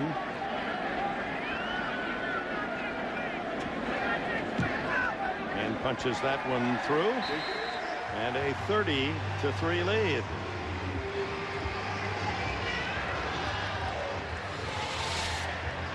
Tynes also with a 24-yarder in the 1st half. A reminder tonight on 60 Minutes. Would you pay to travel in space? Get your checkbook ready. Your chance is coming. Plus, interesting segment, the science of living longer on 60 Minutes. Followed by Cold Case, and Diane Keaton stars a world premiere movie tonight, Surrender Dorothy. Tonight on CBS, America's #1 network. So the Kansas City Chiefs trying to send Dick Vermeil off as his final game as head coach here at Arrowhead Stadium. Of course, if the Steelers should lose to the Lions and the Chiefs win today, then his career continues in the playoffs. But it would be his last game here in Kansas City. Announcing that last night tearfully in front of his team. And as we mentioned, you think of Vermeil, and first word that comes to mind is passionate. He really cares. Passionate, emotional, father-like to his players. I mean, he's demanding. They work hard. The Chiefs' practices are very demanding. But, he's quick to urge you on, to put a boot in your rear end and put an arm around the shoulder at the same time. Yeah, sometimes his players don't like him, but they still love him. Oh, yes, that's well said. Tynes drives one low. Bobbled by the up man, Matt Schobel, who's had a rough day today, the tight end, at the 22-23-yard line. Well, Trent Green, boy, he's having a fun day today. He's been working hard. Eddie Kennison, the leading wide receiver on this team. Eddie Kennison one more time working the sidelines. Look at that pass protection, though. Again, he finds Kennison across the middle, and then this long bomb. Eddie doing the back pedal as he got beyond the Cincinnati secondary. And Trent Green, these are up-to-date stats of all the quarterbacks today. And Trent Green having the best day so far. How about Harrington? NFL? Harrington, 3 touchdown passes against the Steelers, and Kennison's got the top numbers as a receiver. He's got the most yards. Steve Smith has the most receptions with 8. Eddie having a big outing against the Bengals. And right now they're, anybody who knows what's going on, there's a lot of good vibes being sent Detroit's way by this Kansas City crowd. Chris Perry in the backfield, a spread formation, then the throw to Tab Perry, not related, tackled immediately by Benny Sapp. Second year out of Northern Iowa, being used more and more. And the Steelers have scored late in the third to take a 2-touchdown lead against the Lions. That's an awfully good team, Kansas City, to not make the playoffs should that be the final result. And the same could be said about the San Diego Chargers. This AFC West mighty tough, and the Denver Broncos best of the litter.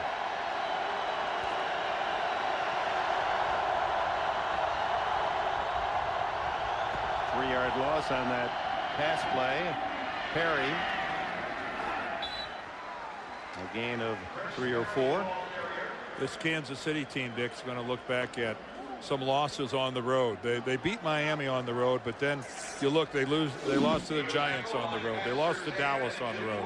They lost to Buffalo on the road. San Diego on the road. They lost to Denver on the road. If you're going to be a playoff team, you've got to win a big game or two on the road, and the Chiefs just weren't able to do that here in 05. Right. And conversely, Cincinnati's 6-1 on the road, and that's why they are going to the playoffs. You're right.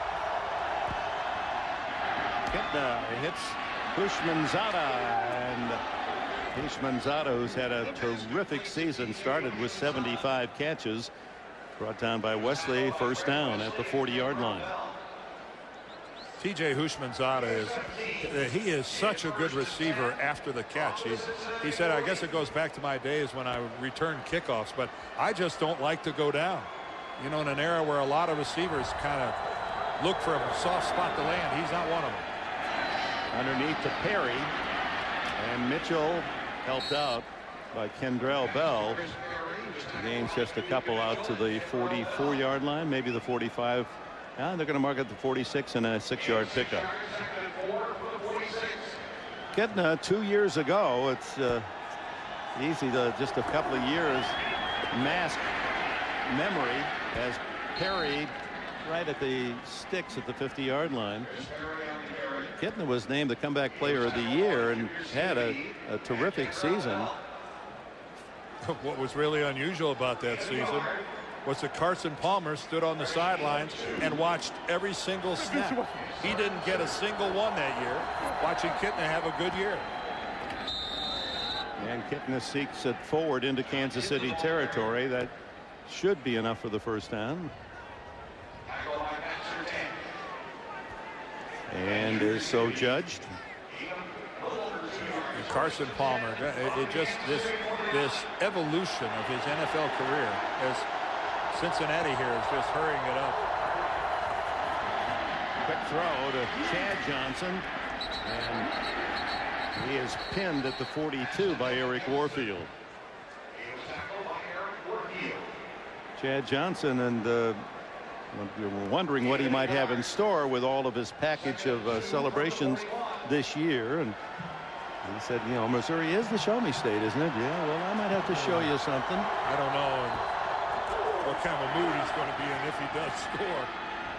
The reality is they're getting their rear ends handed to them by the Chiefs. I just want to finish up a point on Carson Palmer. Here he is in his third year in the league, and as we already showed you, an MVP candidate. 2 touchdowns, 12 picks. Last year, 18 touchdowns, 18 picks. The year before, not a single snap. Now, it's amazing that he sat out an entire year, but look at the progress in only 3 years in the NFL. Well, that's why he was the first player picked. He's lived up to it, hasn't he? End of the third quarter with Kansas City leading 30-3. And as we go to the fourth, Dick Vermeil has said goodbye to his 5 years in Kansas City. Let's see how the final 15 minutes unroll. The NFL on CBS. Happy New Year from Kansas City. Dick Enberg, Dan Deerdorf, Armin Katayan, our producer Mark Wolf, director Bob Fishman. Cincinnati at a 3rd and 1 on the Chiefs' 40-yard line. Kitna can't find an open man. Now throws incomplete. Intended for Chris Perry through his hands on the sideline. So 4th and 1, and Marvin Lewis has to go for it here, down 30-3. Well, that's why they could afford to pass the ball on 3rd and 1, because they clearly were in a 2-down situation. Lewis was always... look at him hurry up. And then the sneak by Kitna, but a flag down. Well, the Chiefs had maybe 14 guys on the field. Is that illegal? Before the ball was snapped, Kansas City called timeout. Oh, well, that was a smart move, because Gunther Cunningham had a whole bunch of guys out on the field.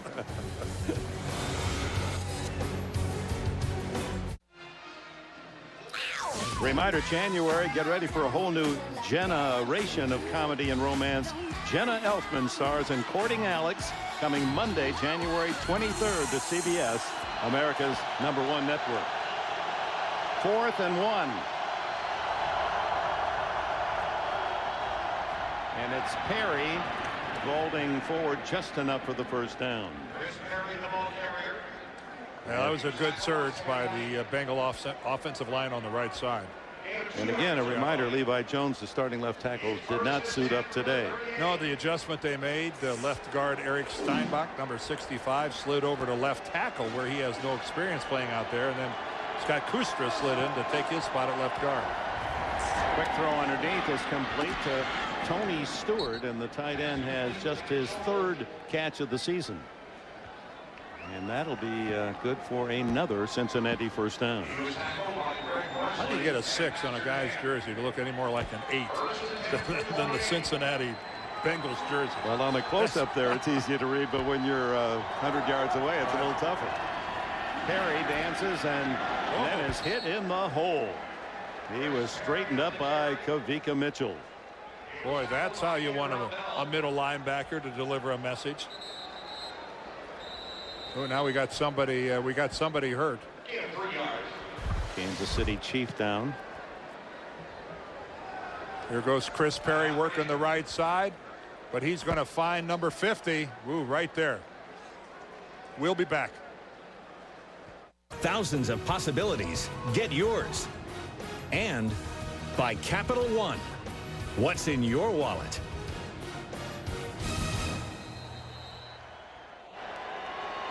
Panoramic view of Arrowhead Stadium. They attend to Kendrell Bell, who's been playing all season with a bad shoulder. Here's a little trickery with Tab Perry vaulting his way upfield and finally stopped at the 25-yard line. A lot of work and no gain. Wesley and Warfield with the tackle. Here's the situation, and trying to sum it up. New England at the moment is trailing Miami by 5 points. If New England loses and Cincinnati loses, then Cincinnati would host Pittsburgh next week. Cincinnati would remain the 3 seed. New England would remain the 4 seed. Now, if Cincinnati loses today and New England wins, they will switch places. And Jacksonville then would be the opponent in Cincinnati next Sunday or next weekend. So New England is in a dogfight with Miami right now. So a lot, and I mean a lot, yet to be determined. There's the current score with 12:58 left in the fourth quarter. The Dolphins going for 6 in a row to close out the season, leading 18-13. 3rd down. Kitna searching for an open man, has to throw short to Schobel, and he gains only a yard or 2 on the play as Derek Johnson, speedy rookie linebacker from Texas, makes the play. Dick Vermeil really likes this young guy. He said he's going to be a perennial All-Pro. Well, it's good to see Derek Johnson back in there. Remember, he took a heck of a shot earlier in this ball game. Yeah. Rookie of the Year candidates. Yeah. You got to put him on that list with Merriman of San Diego and Thurman here of Cincinnati, and Tatupu. Many like Tatupu up at Seattle. So 4th down. A long 5.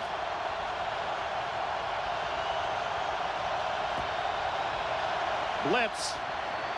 Kitna able to escape and throw. Incomplete. Broken up by Patrick Surtain.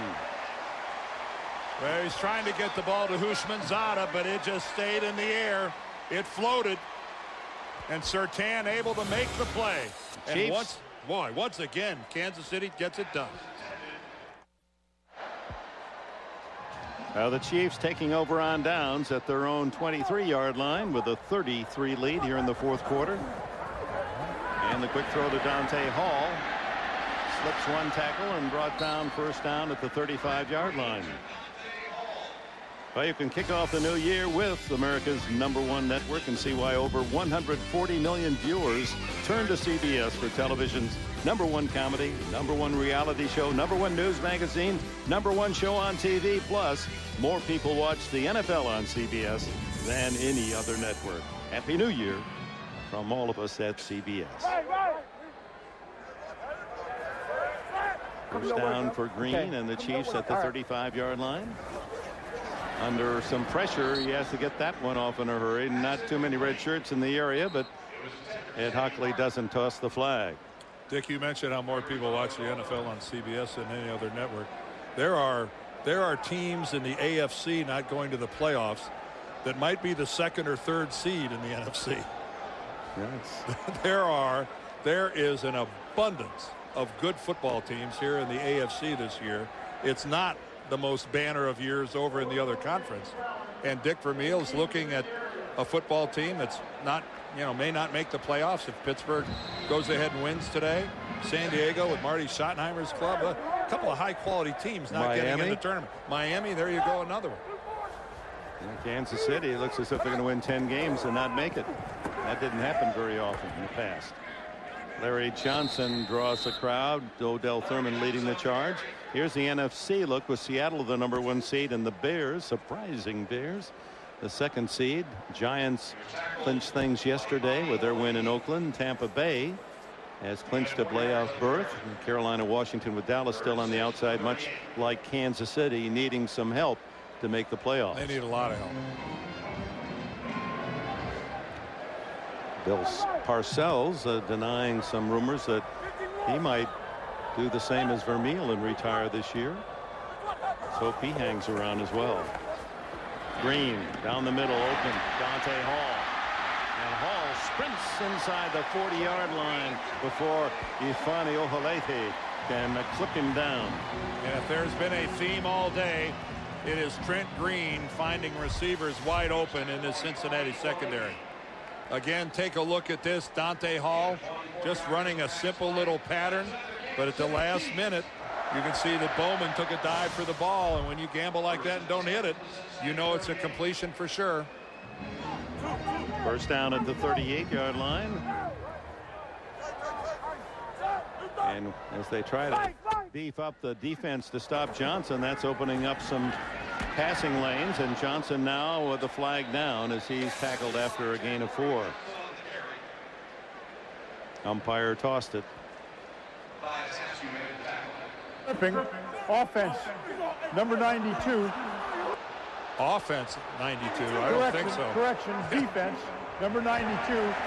10-yard penalty and an automatic first down. Dwayne Clemens, I think he actually tripped Larry Johnson. As Larry Johnson was going through an awfully big hole. Clemens arguing, you see there that he was held. See the size of that hole? And there you see Clemens. Now I got to tell you, from that angle, Clemens looked like he was screened off by Jason Dunn. You think he could actually see Larry Johnson coming through there? It didn't look like he intentionally put out his leg to try to trip him. I don't think so either. Tripped him, he did, but inadvertently. D. Brown replacing Larry Johnson at running back. Green steps up. Wide open Sammy Parker. And he is a 1st and goal down at the 7-yard line as Kewan Ratliff was the defender. Parker's first catch of the game. He's been moved more and more into action late in the season by Dick Vermeil. He's the fastest of the wide receivers, and we have an update on that Miami-New England game. There it is. Miami extends its lead to 25-13 with 9:07 to go. Well, that certainly is good news for Cincinnati if they want to remain that number 3 seed. Larry Johnson back in. Trent Green's over 300 yards passing now. They're chanting Larry, Larry, Larry, trying to coax him into the end zone for his 4th touchdown. He stopped at the 2-yard line by Pollock and Askew. Well, you look at this game right here, and you could jump to the conclusion that a lot of teams in the AFC might be really happy if the Chiefs don't make the playoffs. The way they're playing right now. How about it? Wouldn't this be a springboard into the playoffs? Coming off a game like this. And playing under the emotion of knowing their coach has announced his retirement. That could extend into the playoffs very easily. Johnson. Oh, he fumbled the ball. He sure did. And there's a scramble down at the 2-yard line. The Bengals say they've got it. And they do. So Johnson, who's done everything right these last 9 games, comes up with an error. He fumbles the ball, and Caleb Miller, linebacker, recovers. Not really hit. He just lost the handle. Protect your family with life insurance from Prudential. Hey, Dad. Close to a safety and able to push the pile enough to get back on the field to play was Chris Perry. Browning and Johnson and others in on the tackle. Well, a really good second effort, because I think the initial contact, look at that, he's having to make an adjustment and a cut 2 yards in the end zone, and a fine second effort by Chris Perry gets him out of the end zone. But boy, you don't want your back having to make a cut 2 yards in the end zone. Perry playing with Rudy Johnson rested now. Bengals have not been able to run at all. Perry gets 3 yards before he's decked by Patrick Surtain. We go to New York and Greg Gumbel. Dick, with Cincinnati on the short end of the score, the number 3 seed in the AFC there for the taking for New England, but Miami has other ideas. Gus Frerotte to Marty Booker, 15 yards and a 25-13 Dolphin lead. 9 minutes to play in the 4th quarter. All right, thank you, Greg. And how about Gus Frerotte? Has he ever rallied the Dolphins? Major kudos to Nick Saban and his first year there in Miami. He has really got him going. 3rd down, 8, deep in their own end. Kitna throws complete to Schobel, and the tight end able to head upfield and pick up the 1st down before Kavika Mitchell can make the tackle. Well, Kansas City has taken advantage of a porous defense, albeit that they have rested some of their starters. Marvin Lewis, Deltha O'Neal, their leading pass interceptor, didn't play. Brian Robinson is out. Carl Powell, Jonathan Fanene, none of those defenders suited up today. Back again to the tight end, and to the 19 goes Tony Stewart. But it has to be alarming to Marvin Lewis that the first 9 games of this year, the Bengals allowed their opponents 15 points a game. The last 6, 30 points a game, and again 30 today. That won't play well in the postseason. Kitna unloads a long bomb, and Eric Warfield intercepts at the 37-yard line. Boy, was he able to get both feet down. This is some play by Eric Warfield. A Willie Mays over-the-shoulder catch. Look at this. There's 1. There's 2. Wow. And he had control. There was a little bobble in there. Well, they'll probably take a... We'll see if Cincinnati wants to challenge this to see if the bobble was enough to get it called an incomplete pass. The Bengals have been so successful this year with that tremendous turnover differential, plus 25, but they're a -2 today. What a catch by Eric Warfield. His second interception this year. He's over the shoulder. Yeah, here it comes. I think Cincinnati's going to challenge. That looked like Paul Warfield making that catch. And I think Cincinnati's smart to do this. And what the heck do they have to lose? They're down 30-3. What do they have to gain? Cincinnati is challenging the ruling of interception. It's pride. That's what they have to gain. It's a turnover that they want back. Now he bobbles here initially, right in there. Now he's got it. And does he get the second foot? They're gonna overturn that. He did not have possession of the football when his right foot is in the field of play, and that's the only time the right foot was in the field of play. I think that's. Let's one more time from that angle, guys, looking back at it where we can see the football. This one right here. Now the left foot is. Yeah, you see, the only time I meant to say left, I said right foot. I should have said left foot. The only time the left foot is in the field of play, he doesn't cleanly have the football. Yeah, I think that's a smart challenge by Marvin and the Bengals. Yeah, had he called it cleanly, it definitely would have been an interception. Yes, but the ball is still kind of rolling around on the face of his shoulder pad when his left foot was down. I don't think I'd want to be the seatmate of Marvin Lewis on the flight home. No, it's going to be, this is where head coaches really earn their money, because you're angry, but at the same time, you've got to accentuate the positive, because you got a playoff game to play next weekend. You can't just beat your team up all week. This is where I don't know they have a manual on how to do this. See, right, he doesn't have clean possession. See the ball move around? Now he has possession, but only one foot in. Yeah, only the right foot is going to get down. The left foot's going to be out of bounds. I think this is pretty straightforward for Ed Hockey League.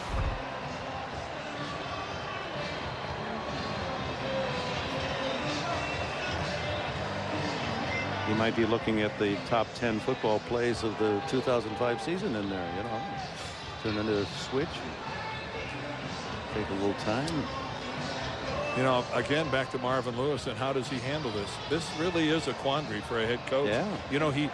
He really pushed them last week. Every player said Marvin was angry, screaming, yelling, that the coaching staff really impressed upon this very young team that an effort like that against Buffalo was not acceptable. Well, now what do you do? Well, I think we go back to a comment you made earlier.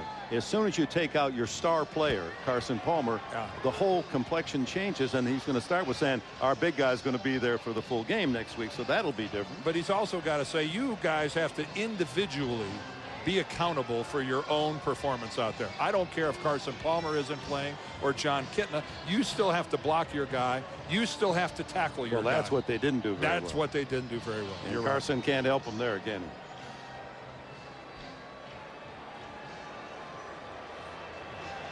The ball was moving in the receiver's hand before he got after he had the second foot left the ground. Therefore, his second step was actually out of bounds, making the pass incomplete. There are no timeouts challenged. It's 3rd and 4 on the 20-yard line. Well, the Bengals, who came into this game at plus 25, will fight for every turnover. And that's, even though the game is lost, Marvin Lewis did what he had to do. Well, let's just here's confirmation of that point we made, that a defense played so well the first 9 games, allowing only 15 points a game. Now 30, including today. And long plays, 12. Yeah, see, look at the big plays. Look at that. In 9 games up, they give up 3 plays of 25 yards or more. And then after that, a dozen. And a big 55-yard play today by Eddie Kennison. A couple other long passes. Kitna throws to Henry. Does he catch it? Nope. He juggles it, and it goes to the ground. 4th down. Well, this is a combination of things. This is a ball that could have been handled cleanly, but at the last minute, Sapp gets in there and really does a good job of knocking the ball loose. So it should have been caught cleanly, but one bobble and Sapp took care of it.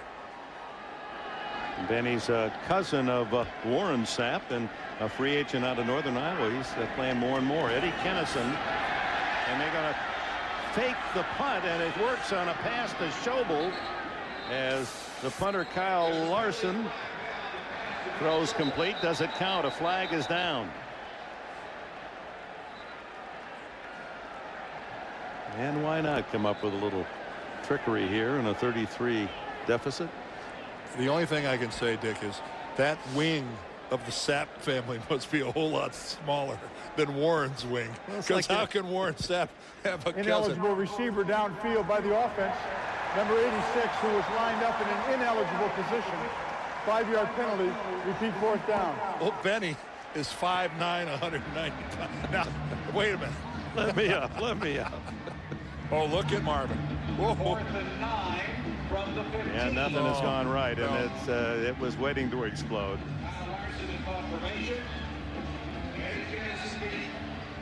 So the fake punt pass does work, but the penalty brings it back, and now Larson will kick it to Eddie Kennison.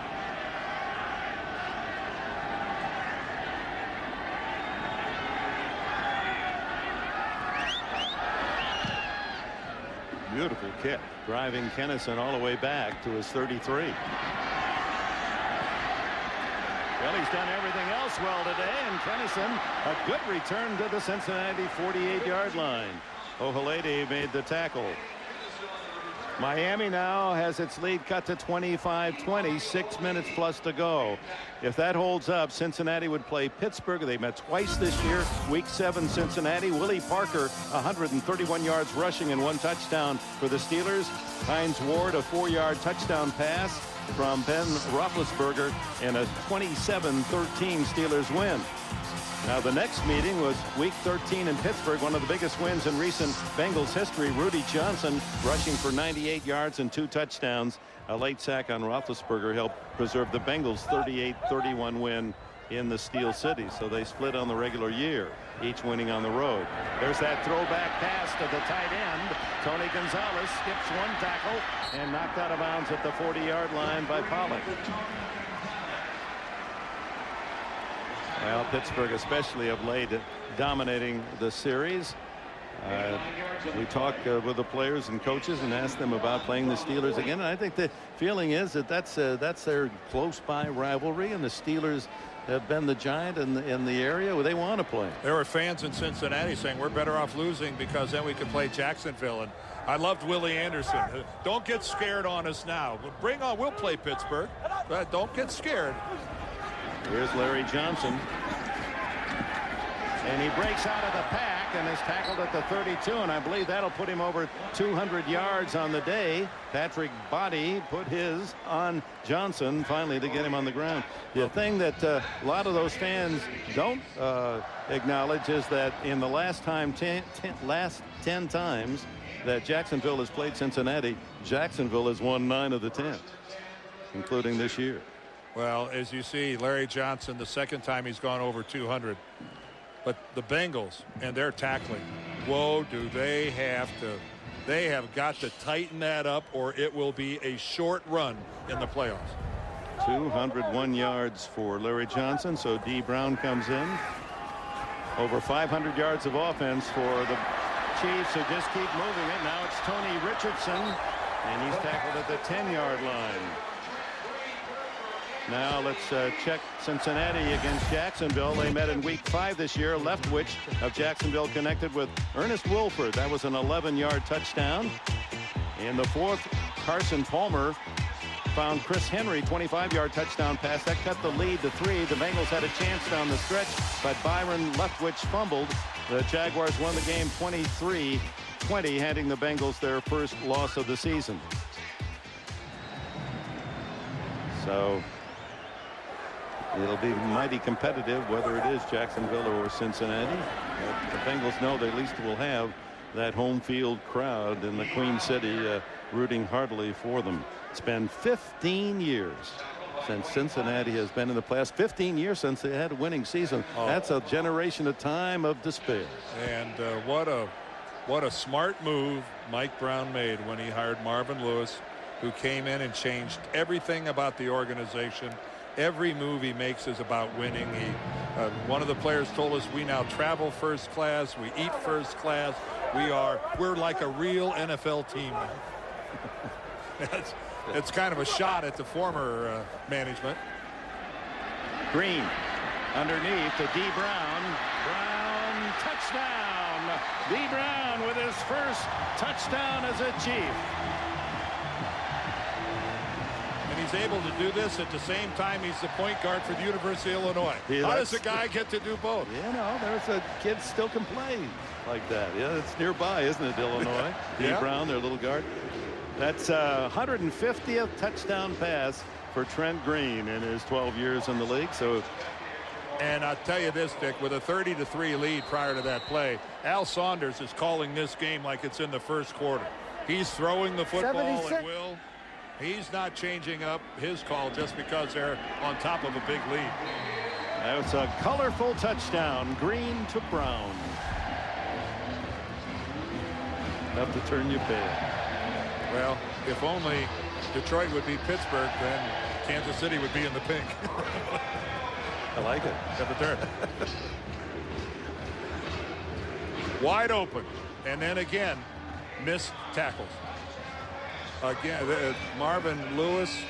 That'll make them angrier than anything. Bresnahan, the missed tackles are going to cause them a couple of sleepless nights as they get ready for the playoffs. Now you can accept a lot of player mistakes, but missed tackles probably is on the top of the list for any coach. And they've got some very low grades today on defense, the Bengals. Meanwhile, with just 3 minutes left, Pittsburgh apparently going to beat the Lions 35-21, the lead there. And that will make this the Chiefs' final game and Dick Vermeil's final game as their head coach, and as him being a head coach anywhere in the NFL. As again, if you joined us late, Dick has announced that he's retiring effective at the end of this season, which if Pittsburgh wins is going to be in 2 minutes and 47 seconds. Well, some of the critics have made fun of Dick Vermeil. He cries easily. I don't find that any kind of character flaw. I think it shows not afraid to be man enough to cry. Field. Tab Perry. On the other hand, Marvin Lewis, it hurts too much to cry this game. Well, Kansas City coach Vermeil in his 15th season as an NFL head coach. Remember, took the Eagles to the Super Bowl in '80, lost to the Raiders. Then his lone Super Bowl victory came as head coach of the St. Louis Rams in '99. Kurt Warner's star because Green was injured. Now in his 5th season, head coach of the Chiefs. Led them to a playoff berth in 2003. 2 times NFL Coach of the Year. One of just 4 coaches in NFL history to lead 2 different teams to the Super Bowl. Parcells, Reeves, Shula, and Vermeil to do that. And he has a gift. To be in his company is to feel better. I've never ever been in Dick Vermeil's company where I didn't walk away from that encounter feeling better about myself and better about just having enjoyed whatever minutes I got with him.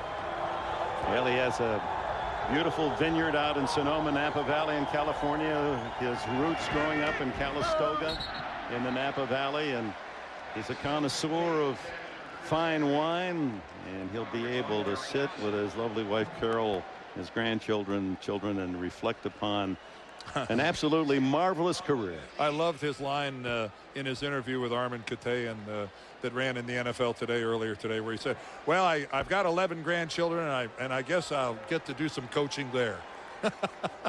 Grandpa's going to have some advice, kid. He's not going to totally hang on. Handoff inside to Nick Lucci, and that's his first carry of the season. Well-traveled Lucci, a 273-pound blocking back. Clock ticking down toward the 2-minute timeout. Yeah, there'll be plenty of hugs for the 69-year-old Vermeil.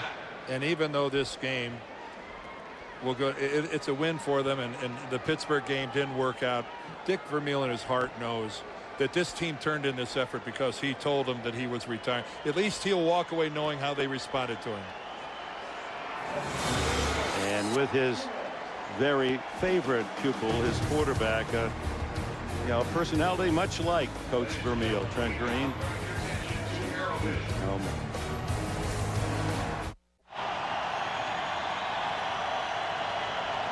Yeah, life has been very good to that man, but how good it's been for all of us that he was in our life. The last 2 minutes, they've showed a a recap of Dick's career on the scoreboard. This crowd has been on its feet.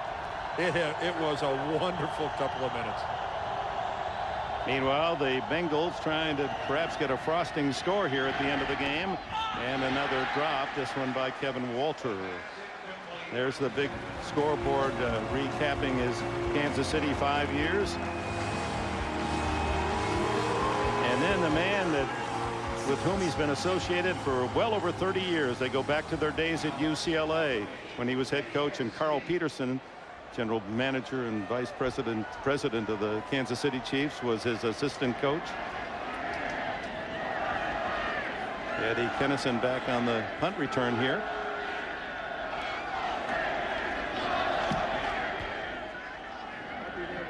You can see how Peterson is touched by the moment as well. That's what Vermeil does to you. And now the final is in from Pittsburgh, and sad news for Kansas City, and congratulations to Bill Cowher and the Steelers. They've beaten the Lions 35-21, and will next meet Cincinnati. Armin Katayan, now your thoughts on Coach Vermeil. Well, so many things, Dick, but the point with Carl Peterson is that he's going to make the selection on the successor to Dick Vermeil, and I did speak to him before the game. He said, I'm going to take some time. I have some names in mind. Al Saunders, the offensive coordinator here in Kansas City, will get an interview, but he said it's going to be a wide open process. He's going to comply with the diversity program in the NFL, but college coach, pro coach, head coach, assistant coordinator, he said, I am open to it all. Dick. All right, thanks, Armin. Well, Dick got the old ice water bath. Showing it at 69 years old, his heart can still stand a good shock. Yeah, that'll ice some of those tears. And his partner throughout his life, Carol, it's been tough to find her because she's up in one of the suites, and that really is a terrific partnership. And I guess there's Carol. She's Carol. down on the field now. Yeah, there she is right there. That's her in the black coat. I mean, they entertain the players, and they cook for them and the wives, and it is a close family. Well, let me tell you, I've had dinner at the Vermeil house before, and it is it's a treat. It's a night you'll never forget. What a grand family, and we don't want to go too crazy on Dick, but I'm telling you, I said this at the top of the show, the NFL is a lesser place without Dick Vermeil. We still got a lot of good stuff here, but they don't come like that very often. It's a man of, as I said early on, not only some coaching greatness, but human goodness. And I'll say this, Dick, there's some kids on this football team, first, second, third-year players. They may not know it yet, but someday they're going to tell people, I played for Dick Vermeil. It may not be that big a deal now. Ooh, baby, that'll. Well, they send him off, his players, with an impressive 37-3 win. Kansas City wins 10 games this year. Unfortunately, not good enough to make the playoffs. And congratulations to Marvin Lewis. A tough way to close out the regular year. 2 tough losses, but best wishes go on to him and his fine young Bengal team as they get ready for the playoffs in Pittsburgh a week from now. Oh, look at that between Dick and Carol. How great is that? She's been a big part of every decision he's ever made. And you know she weighed in on this one. Well, Dick, who knows? He might just decide to come back to the broadcast booth. He was the star there, too, for 15 years at ABC and ESPN. I think there might be a little wine making in his future. Huh? I could see him out there walking maybe amongst the vines. Can we sign on? Sign on. I'll when it comes time for the pick, for the harvest. So there it is. Kansas City sends off Dick Vermeil with an impressive win today against Cincinnati.